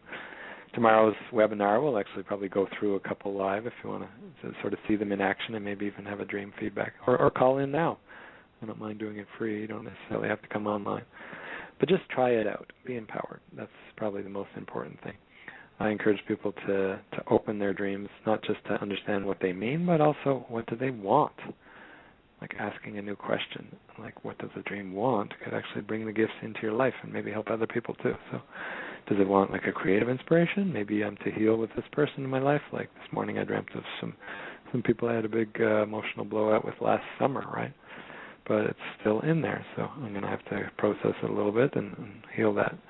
Maybe not have to, but I want to, because I realize it's looking at gifts and things that I don't want to be left with on the slate when I come to death's door and saying, oops, I didn't do that. Sorry, I have to come around again. So well, I like this idea of asking the dream body, or what do you want me to do, or what do you want from me? I like that because it turns things around a little bit. I think sometimes we get very heavy on the side of putting our intent out to the dream world, but when do we listen to what the dream world wants? What's the dream world's intent with us? So I like the way you switch that around. That's nice. Right. And there's a good balance between the two. I don't think we want to throw out our personal preferences or our wishes or the thing that gets us jazzed, excited, or maybe really deep needs like a relationship going on that's challenging or health problems and stuff. I don't think it's terrible to have intentional dreaming or eventually lucid dreaming. But it's a good idea to keep in mind a sacredness and a respect and listening to what's there. So I usually encourage a little bit of each. Listening, receiving, allowing. And then sometimes if we're very clear and we have a true universal need in mind inside ourselves or for someone else, then a request about how we might meet that. Well, I think that's all great. And I also what I find too with dreams is that they can bring you to a deeper level of understanding with something you may think is solved, but it isn't. So you may have another layer of emotion that needs to be brought to the surface, or some understanding, even though it may be going over the same event. It's giving you new information or deeper information that you wouldn't have been able to understand or integrate earlier on. So I'm always fascinated by that, because if I'm dreaming about something that a same topic that I've dreamt about before, then I know it's taking me down another layer. And it's usually like a spiral, right? It's not an exact repeat every time. It's like, okay, it's the same challenge, lesson, or same, I guess, learning, whatever. But at least I'm closer to the center and really getting the true nugget of truth that I can give away later. So I'm spiraling in. I'm not just like going forever in the Groundhog Day loop. Yeah, exactly. And what I find is when that happens, when you get it, it's a major shift. I mean, you do feel differently about like Mimi, right? things. who had the recurring chase dream and just totally switched it around? Yes. Yeah. And sometimes it doesn't even take that kind of a big event where you face your attacker. It can just be remembering the dream and having that aha moment. Feeling the feeling. Yeah, sure. This is what this is about. Little sadness, grieving. It's pretty common. Yeah, it can be so powerful, and I think it can save people a lot of money in therapy. Hello. It can save you money from people like us. That's right.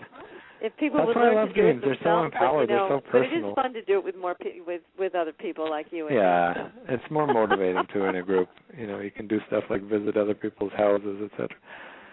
I agree. In fact, that's why I offer the teleclasses. I have lots of choices for how to spend my time. I feel very grateful about that. But what feels the most fun for me, but also fulfilling in terms of effectiveness, is when people all get excited, motivate each other, and sometimes dream for each other.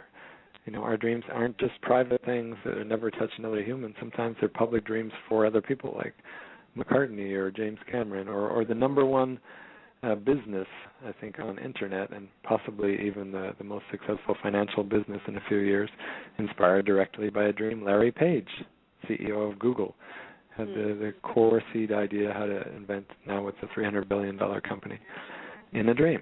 Right? So we can probably serve other people with our dreams.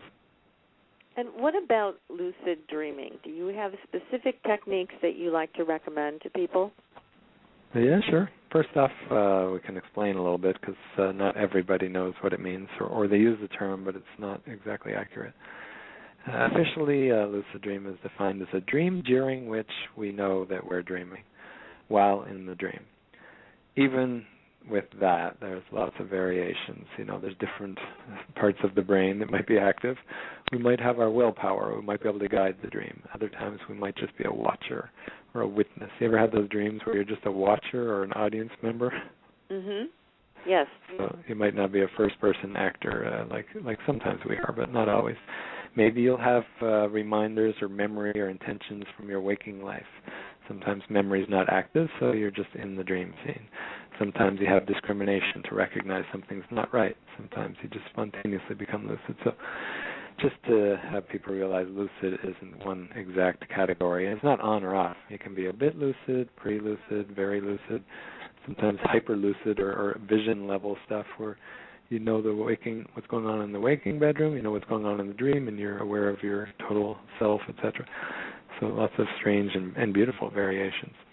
As far as how to get there, well, first is why, because people say, okay, that's neat and everything, but why would I bother? Well, all the benefits we've been speaking about and more, because there's others we haven't touched on, are actually usually amplified by becoming more aware, more conscious, more lucid in the dream and in our life, right? In the recurring dream we have each day we call the world. So that's why I teach lucid living, you know. Our recurring daymare relationships that seem to have the same theme, well, let's get lucid there too. Mm-hmm. So if we add lucidity in dreams, we're training it for life, and usually one of the best ways to do that is to set an intention ahead about what we want to do. Like we mentioned, I think, to Helene before, hey, what would be your best ending? If you could imagine a new ending, what would you choose? Or just some kind of creative insight about how we'd like to feel differently. Yeah, really it's the feeling that's the most important. Just that thought can sometimes shift the dream without becoming fully conscious. And then there's lots of practices we can do falling asleep during the night. There's certain different supplements we can take and things. There's a whole techniques page at dreams.ca on the website there, www.dreams.ca, all about how to become lucid, how to enjoy this full-blown lucid. Probably the most effective one from the research, because I was privileged to be involved in the pioneering research at Stanford that sort of brought it public to the world. It showed that actually if we split up our sleep a little bit, if we take a morning nap, kind of interrupt our night, stay awake a little bit, actually get physically active a bit, maybe read or not like play sports, but walk a little bit or have a bath or something, and then go back to sleep for the missed portion of sleep, sort of what I call a split night. That's actually showing about 500% gain in the chance of becoming lucid when we go back to sleep. Oh, that's so huge. Lots of physiological, so 5 times better. So that's one of the techniques there. But check out all the others, and then if you really want to you're serious about it and really want to have this in a regular way, think about finding a group or join the teleclasses, because that's the exact thing that we all learn and get inspired from each other about. What about the supplements? You mentioned supplements. What are some of the better ones that you would recommend and most effective? An inspiring co-host like your friend Helene here is a great supplement, because you guys will talk about it, get inspired, and riff off each other. Might not be on the nutrition page, but just think of it as an additive that helps a lot. So friendship or teamwork is very important. Some kind of person that you can feedback with, share your dreams, experiences, get excited. As far as more nutrient, physiological things, people should find their own. But there are a few that are kind of known. I think you mentioned vitamins, some of the B vitamins, B6, B12, which I sometimes caution a bit, because we can take too much of those, especially if you start having yellow urine or sort of greenish yellow. Watch out, you might be having an overdose. Your body's getting rid of it because we have a bit too much, so I wouldn't start popping, unlimited B vitamins.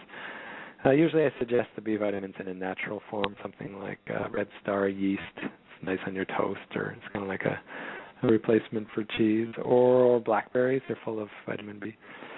So that's helpful. Sometimes a little bit of simple sugar, the fructose type of simple sugars, maltose, can be helpful. Something like maple syrup's got a bunch of that. Or I actually found a lot of success with Danish butter cookies. Oh, yeah. They have the icing sugar all over them there, and they actually have eggs, which is another thing that can help a little bit. Sometimes it's placebo, what our self-suggestion is, and sometimes it's physiology. Don't mark my words here, but a tiny bit, that's kind of the key phrase, so that you don't stay up and awake all night, but a tiny bit of chocolate can help. The theobromine is the active ingredient, a little bit like caffeine, can awaken your consciousness. We're talking like 1/2 square of a whole chocolate bar, not like a chocolate bar, sometime in the evening. But be careful, like coffee, it might keep you up at night if you take too much, so just kind of watch that. And then lots of other things. Some people may find their own foods that inspire their dreams and stuff. Usually the most important thing is really that excitement, though, and some people you're going to share it with. And lucid dreaming is a skill that grows over time for most people. Some people are actually natural, especially if they have nightmares as a child. They learn to consciously change them, and that's lucidity. They changed the dream in real time, so that's how we define it. So they became naturally good. But most people have to intend and learn a little bit, or they were good at it when they were a child and they want to get back into it. And really find a way to have sustained enthusiasm, motivation, because let's face it, life is busy, internet, telephones, SMSs, text messages, etc. Emails are distracting as heck. So if we have something that regularly keeps us on track, like a fun group, or maybe reading a book or a couple books in a row, especially just before sleep, right, because thoughts have momentum, that'll actually help us grow it organically over a few months rather than just trying for a night or two and then giving up. Mm-hmm. What is the difference between people who sort of astral travel while they're awake, or maybe they're not really awake? Lots of variations. Maybe we can get one of them to call in, because it's just neat to hear from people. We don't know for sure. I bet there's differences among different people in different times, even for the same person. But my guess, or the way I would frame it, is there's other levels of perception beyond physical senses. We could say there's inner senses, something like that, inner perception. Some of them correspond with the physical senses, like we have inner eyes and inner listening and inner feeling, inner touch. And then there's other strange senses that we have in dreams that we may not classify too well in waking life. They go across time. We have time perception that bridges time. We have geography bridging connections. We can find out things at a distance or telepathically, etc. But if we're astral traveling, probably we're just turning on our inner senses while our physical senses are a little bit more active, in other words, during the day. Although I imagine that the person isn't walking around and talking and fully physically engaged while they're astral traveling. No, so because they kind in of astral turned travel, off the physical. Yeah. I kind of basically just tuning the station to a different dial for a little bit, maybe not a whole night's sleep, maybe just in a half hour or something during a meditation. And as we get good at it, it's actually a great skill to have at any point in our life to know how to shift gears, right? Yeah. A little more freedom, I would say. Well, I kind of view astral travel as almost being in a dream state, or I guess, a trance state or something that's like sleep, but you're not really fully asleep. Altered state, let's say. Non-physical perception. Yep, I'd agree totally. Mm-hmm. Yeah, we have quite a few people in the chat room. They're quietly listening, and quite a few callers on the line, and they're quietly listening. So I'm just going to keep asking you questions because this is just fascinating. Go with your passion. Me. You're probably tuning into the callers or the chatters anyway. I probably am. Who knows? And maybe let's give them a little inspiration. Does anybody have a question they'd love a personalized answer for? Hey, shoot, this is a beautiful here's moment a free. You get a free. Plus, it might help other people. Here. So just ask away here. Yeah. Well, anyways, there's a lot to be said for precognitive dreaming, and I was wondering what your take is on that. What do you have to say about that? Oh, hey, didn't you ask this to me before? I might have, but maybe I need a better answer. I don't know. I'm just precogging. Right. I'm having a deja vu. No, you're having a deja vu, and you're inflicting it on me, but that's okay. So. All right. Well, don't forget, we're all in interpretation of events here. But I'll be playful with you. What paradigm do you want to see this from? So, tell me more about what your feeling is on that. We just spoke about the framework I would use. So we have altered senses, or let's say inner senses, that we can perceive things that aren't physically available. One of the things that's not physically available, although Einstein postulated it's just one of the simple dimensions of life, the four-dimensional or multi-dimensional universe, is time. Space and time together, but for Einstein, but let's say time, so that at least one of our inner senses can tune across time. And our inner senses, like I guess Helene just alluded to, are usually more active once we dim or turn off our physical senses while we're sleeping, or maybe in meditation or quieter trance, etc. So if we turn off our physical senses, tune into the inner channels, one of the gifts we could have is picking up things about the future or the distant past, or like I think Helene said before, maybe alternate realities, probable parallel universes that we as a ego identity, let's say Craig talking here now, didn't choose, but some deeper part of the larger being that's me chose, so it becomes a probable universe for me. Maybe we can tune into these things with our inner senses, and lots of people do it naturally at night, sometimes not intentionally, but actually with research shows about 2 out of 3 people will say at some point in their life they've dreamt something that came true. So pretty common. Yeah, that's very common. I mean, I was reading something that one of the dream sites were reporting 84% people were saying. Yeah, don't forget most of the visitors are probably dreamers there, so it's a little bit higher. But it is about 2/3. You'd have to be to want to go visit a site like that. But that's still high. I mean, that's still pretty high. Yeah. And my experience is, I share that a lot scientifically and on radio and in groups and things. And when I probe a little further, usually the other third is able to remember it, but they usually just have a skeptical view, or they're not interested in dreams, so that most people have had it, but they may or may not remember it at the exact moment you ask the question. But is there a way that you find that people can encourage that within themselves? I mean, if they continue to work with their dreams, play with their dreams, have adventures with their dreams, that precognition just comes along as one of the gifts of that experience? Yep. I mean, it's there naturally. It doesn't have to necessarily be a dream. By the way, we all get intuitive hits, hunches, creative insights, which I believe are sort of linking up to future possibilities, right? Yeah. So it doesn't have to be during dream time. Have you done any research along the lines of larger events like 9/11, where people have had tons. precognitive dreams about that? Tons. We get swarmed with emails or people tell me live about events like 9/11.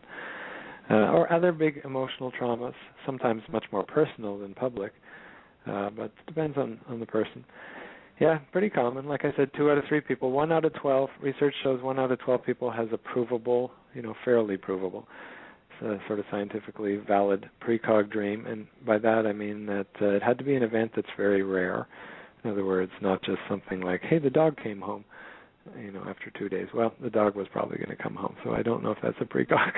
Maybe it is, but we can't really say that it's a rare chance.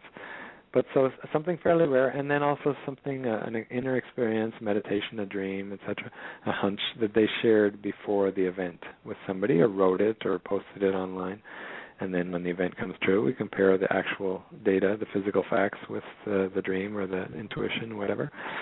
And we can see 1 out of 12 shows pretty strong correlations. So that's still pretty high, about 8.5% of people that is have very verifiable precogs. So I think if we just get interested, perhaps if we have skepticism, just open our mind a little bit to, hey, maybe it's possible. I don't know, but let's try before I doubt.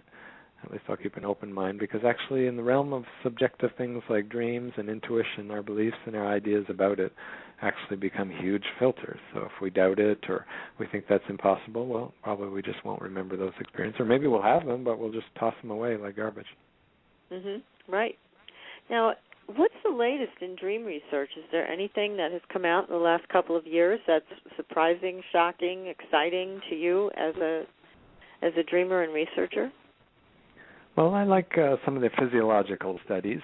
I like to see how sort of the brain and body respond. One of the more interesting research is in lucid dreaming. I think it was, I've had the idea for a couple of decades in Stanford, but it takes a specialized sleep lab with an MRI recording machine, or in this case an fMRI, functional magnetic resonance imaging.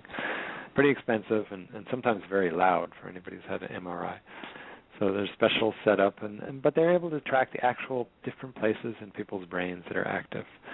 While dreaming, it had been done, but only up till recently it hadn't been done in lucid dreams, which I think is kind of interesting. So they basically waited till somebody became conscious in a dream, which you can prove by the sleeping person doing some prearranged upon eye signals. In other words, in the dream, they might follow their dream finger left, right 3 times, pause, and then do it again. And on the physical body, we can monitor the eyes going left, right 3 times, pause, and then left, right, which would have just randomly happened 1 in 10 billion chance. But when we see it, we know the person is conscious in their dream.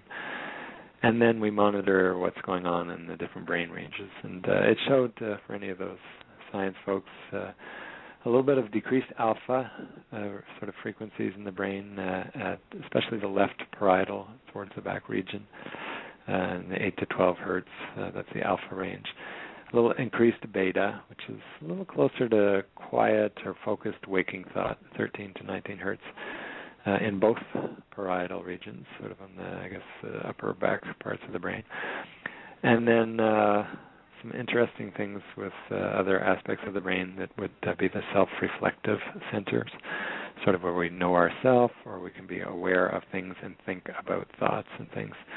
In the prefrontal and occipitotemporal cortices, they were more active during a lucid dream, which we would expect. We're able to realize and think thoughts like, hey, I'm dreaming right now.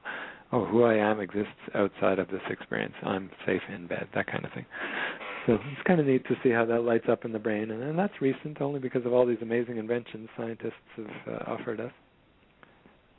Yeah, so you have that kind of scientific backup where you can watch this actually happening, and that is exciting. But what about the train of thought, and I've heard this from a few different dream sources and dream experts, that what we think is a dream is not really a dream as we conceptualize dreaming, that it's just as real as our waking reality. Yeah, I mean, they end up being definitions of words, right? So what do we define as quote-unquote real?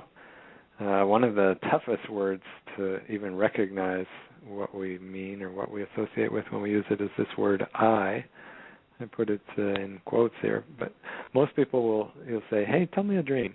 And they'll say, well, I was walking down the street with mom and et cetera, right?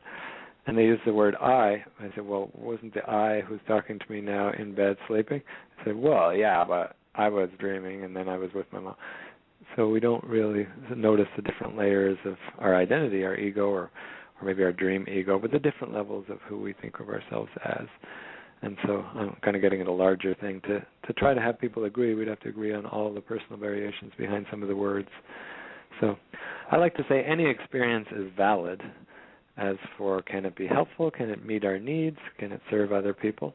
Absolutely. In dreams, in waking life, in meditation, and probably any state we can think of, we can have valuable things come that can serve people, bring joy, bring health, healing, lots of creative expression, whatever important needs are out there. And where the rubber hits the road is really in the payoffs, and I think we'll all agree on that. In fact, I mentioned it before, but I'd love to share sort of what my personal mission is, and maybe it explains what I kind of see as the whole way to wrap up that idea of real and unreal.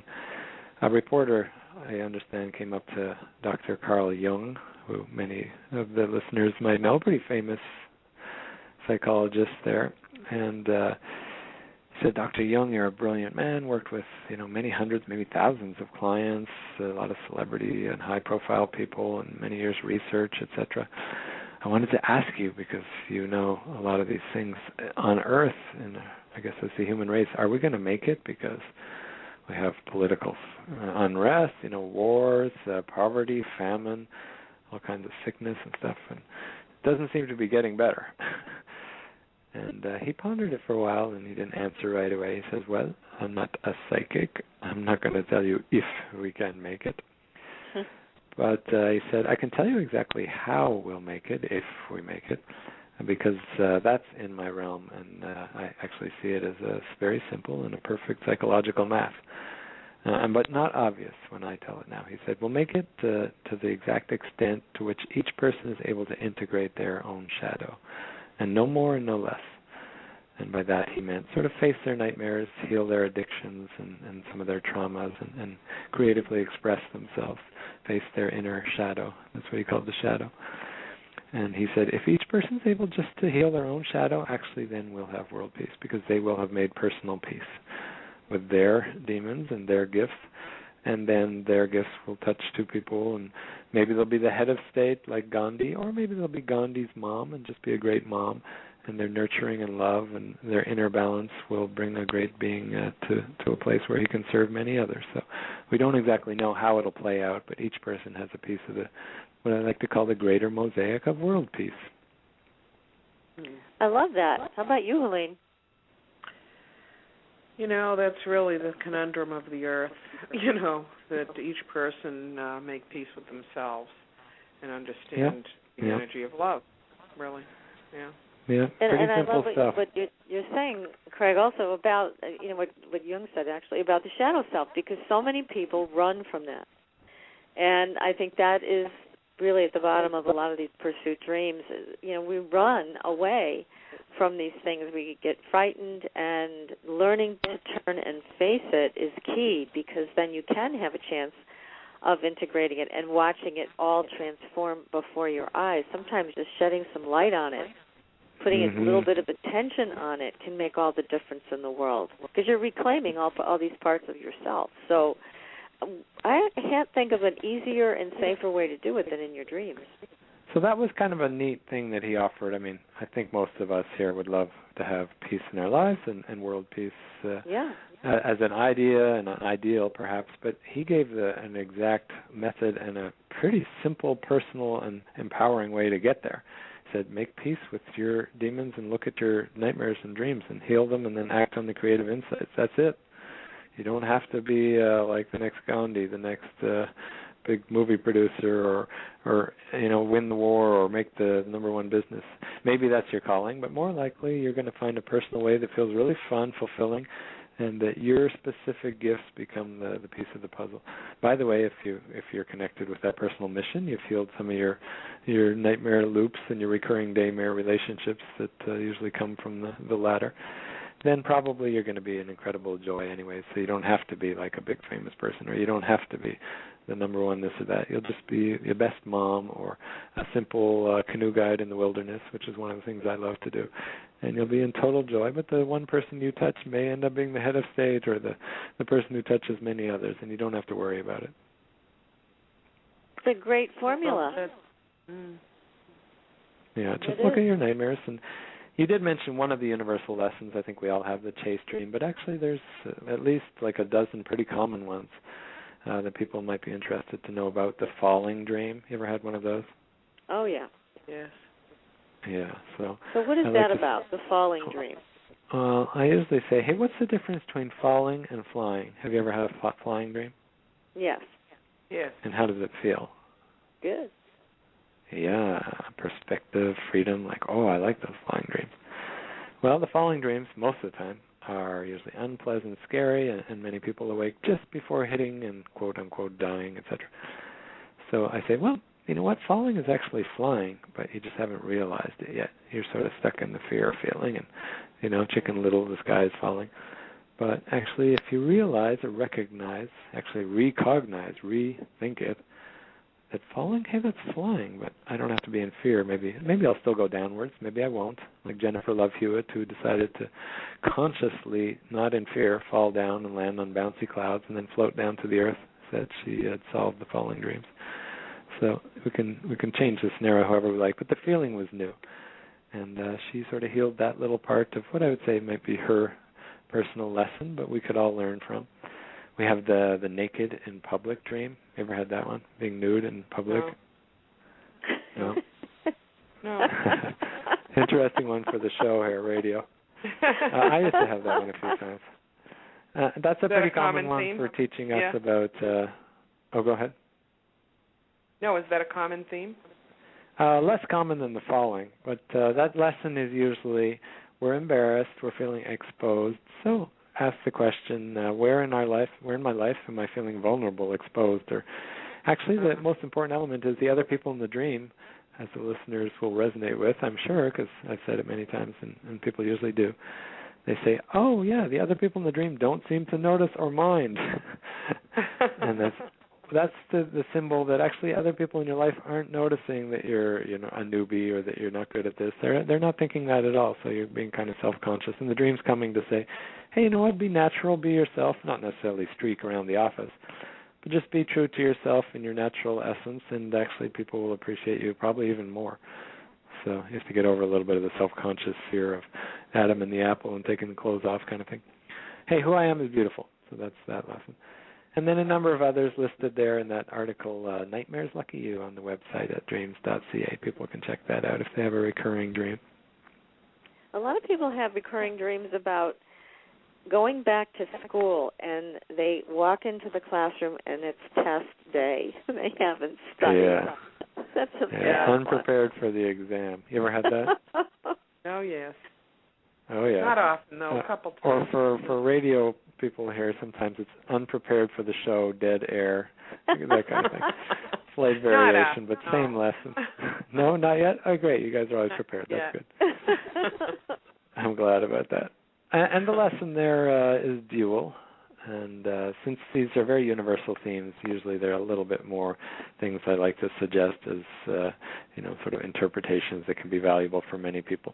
Although we might have individual variations, and I don't usually coach for exact dream dictionaries. For the universal themes, they're usually pretty common. So the two lessons associated with the sort of returning or late for the exam or unprepared is A, where in my life am I unprepared for an upcoming deadline, maybe at work, maybe a presentation or something. In other words, a bit of a warning dream of let's spend a little more focus, get prepared. And or that we might want to find a way to be peaceful, because life is going to have stresses and deadlines and important things where we have to show up well. So we're not necessarily going to get away from the recurring theme of stress. But where can I find peace amid the challenges and the responsibilities of my life? So I'll show up a little better, and I'll also find a way to stay centered. So a couple lessons there. Oh, that's great. It is. So much wisdom. Yeah, I'm enjoying it with you folks tonight, like a pleasant dream, right? Oh, this is great talking to you, because you're giving us some wonderful inspiration here, and to our audience as well, to get involved this way and have fun with it. Yeah. And I like your light-handed approach, so that nothing is too serious here. And again, it's how are you looking at some of these dreams and nightmares, and it's nice to have these very different perspectives. But certainly I've always felt that if you're not paying attention to your dreams, you're leaving a lot on the table, unfortunately. And I think those things that you're leaving on the table could be helpful in your life in a lot of ways. So, my message to people is always, hey, let's take a look at this, because I think you're leaving some gems here, some really important things here that you don't even want to look at. Maybe you should. You should take at least a brief glance. Yeah, and it's not the end of the world if you don't, but you're going to pay for it in your life. So whatever you choose, Yeah, well, that's nice, the way you look at it. A little bit more motivating if you know you're going to have recurring daymers.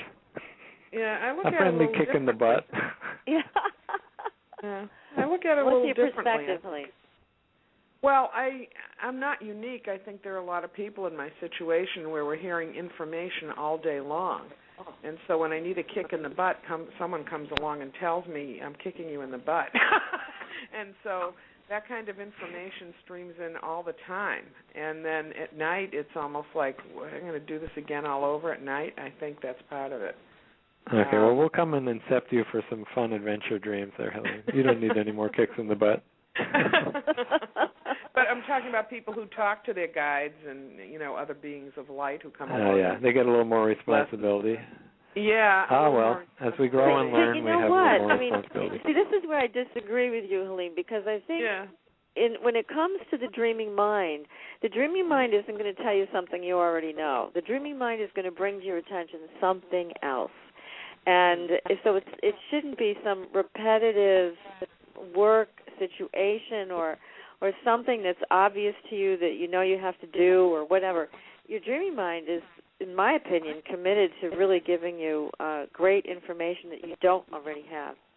So that's been my experience. I'm talking about people like me who hear from the guides and people like that. They give me information I don't know sometimes, a lot. And it's about me or it's about something I need to do in my life. And maybe that because the information is streaming in from another source, the dream end of it isn't as active. I don't know.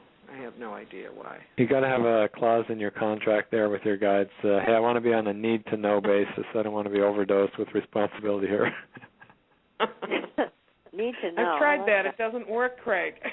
They're not really amenable to that. Oh well, I'll come and have a talk with them. We'll see what we can do. We'll incept your guides and we'll have a discussion. Yeah. Anyways, I know that we're wrapping up soon, so I just want to make sure people know about that pretty neat webinar that's tomorrow afternoon. If they want to check it out, visit craigwebb.ca and you can try it out. It's by donation too. You can pay as much as you like or not. Oh, that's nice, and that's wonderful. Webb, WEBB, 2B. Yeah, craigwebb.ca.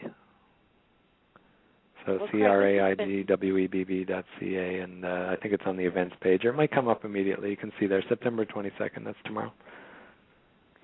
What a great opportunity to spend some time with you, and as Doug has clearly mentioned in the chat room several times, that you're a great dream guide, and I know he's very appreciative of being able to work with you, and I'm sure many other people feel the same way, Craig. So you're doing a great service. You're giving people a chance to explore something on their own terms and with your guidance, and what a great way to do this. Well, I feel really grateful and touched for that feedback. Thank you. Well, we're going to have you back. There's still a lot of stuff we haven't even had a chance to cover. This subject is immense, so we'll be calling on you again for sure, and thank you again for all your time this evening.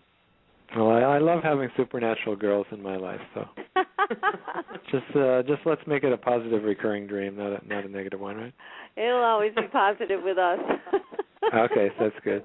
And if people want all the free helpful tips, check out dreams.ca. Lots of articles on recall, lucidity, nightmares, things that can help you. Thank you so much, Craig. It's been a fascinating discussion, and I hope lots of people attend your workshop tomorrow. Oh, thank you. Actually, it's a play shop, so maybe you'll be there. Okay. That's right.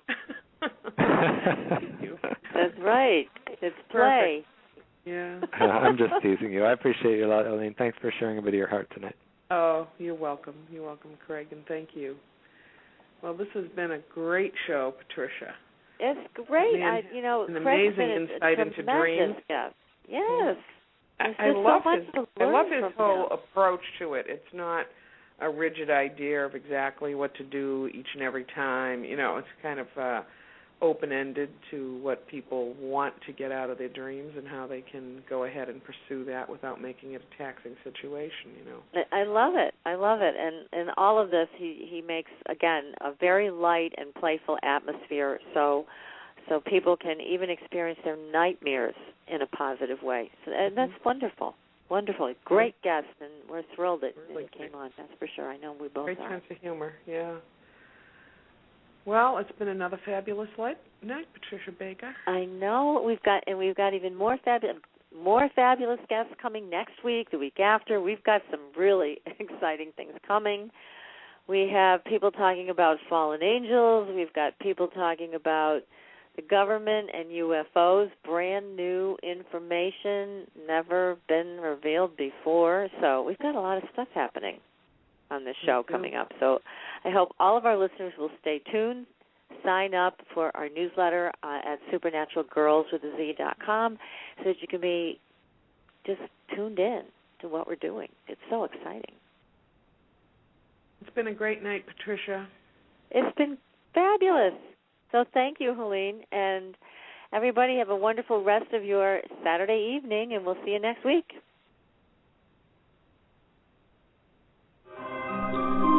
Thanks for listening. Tune in next week for another radio adventure with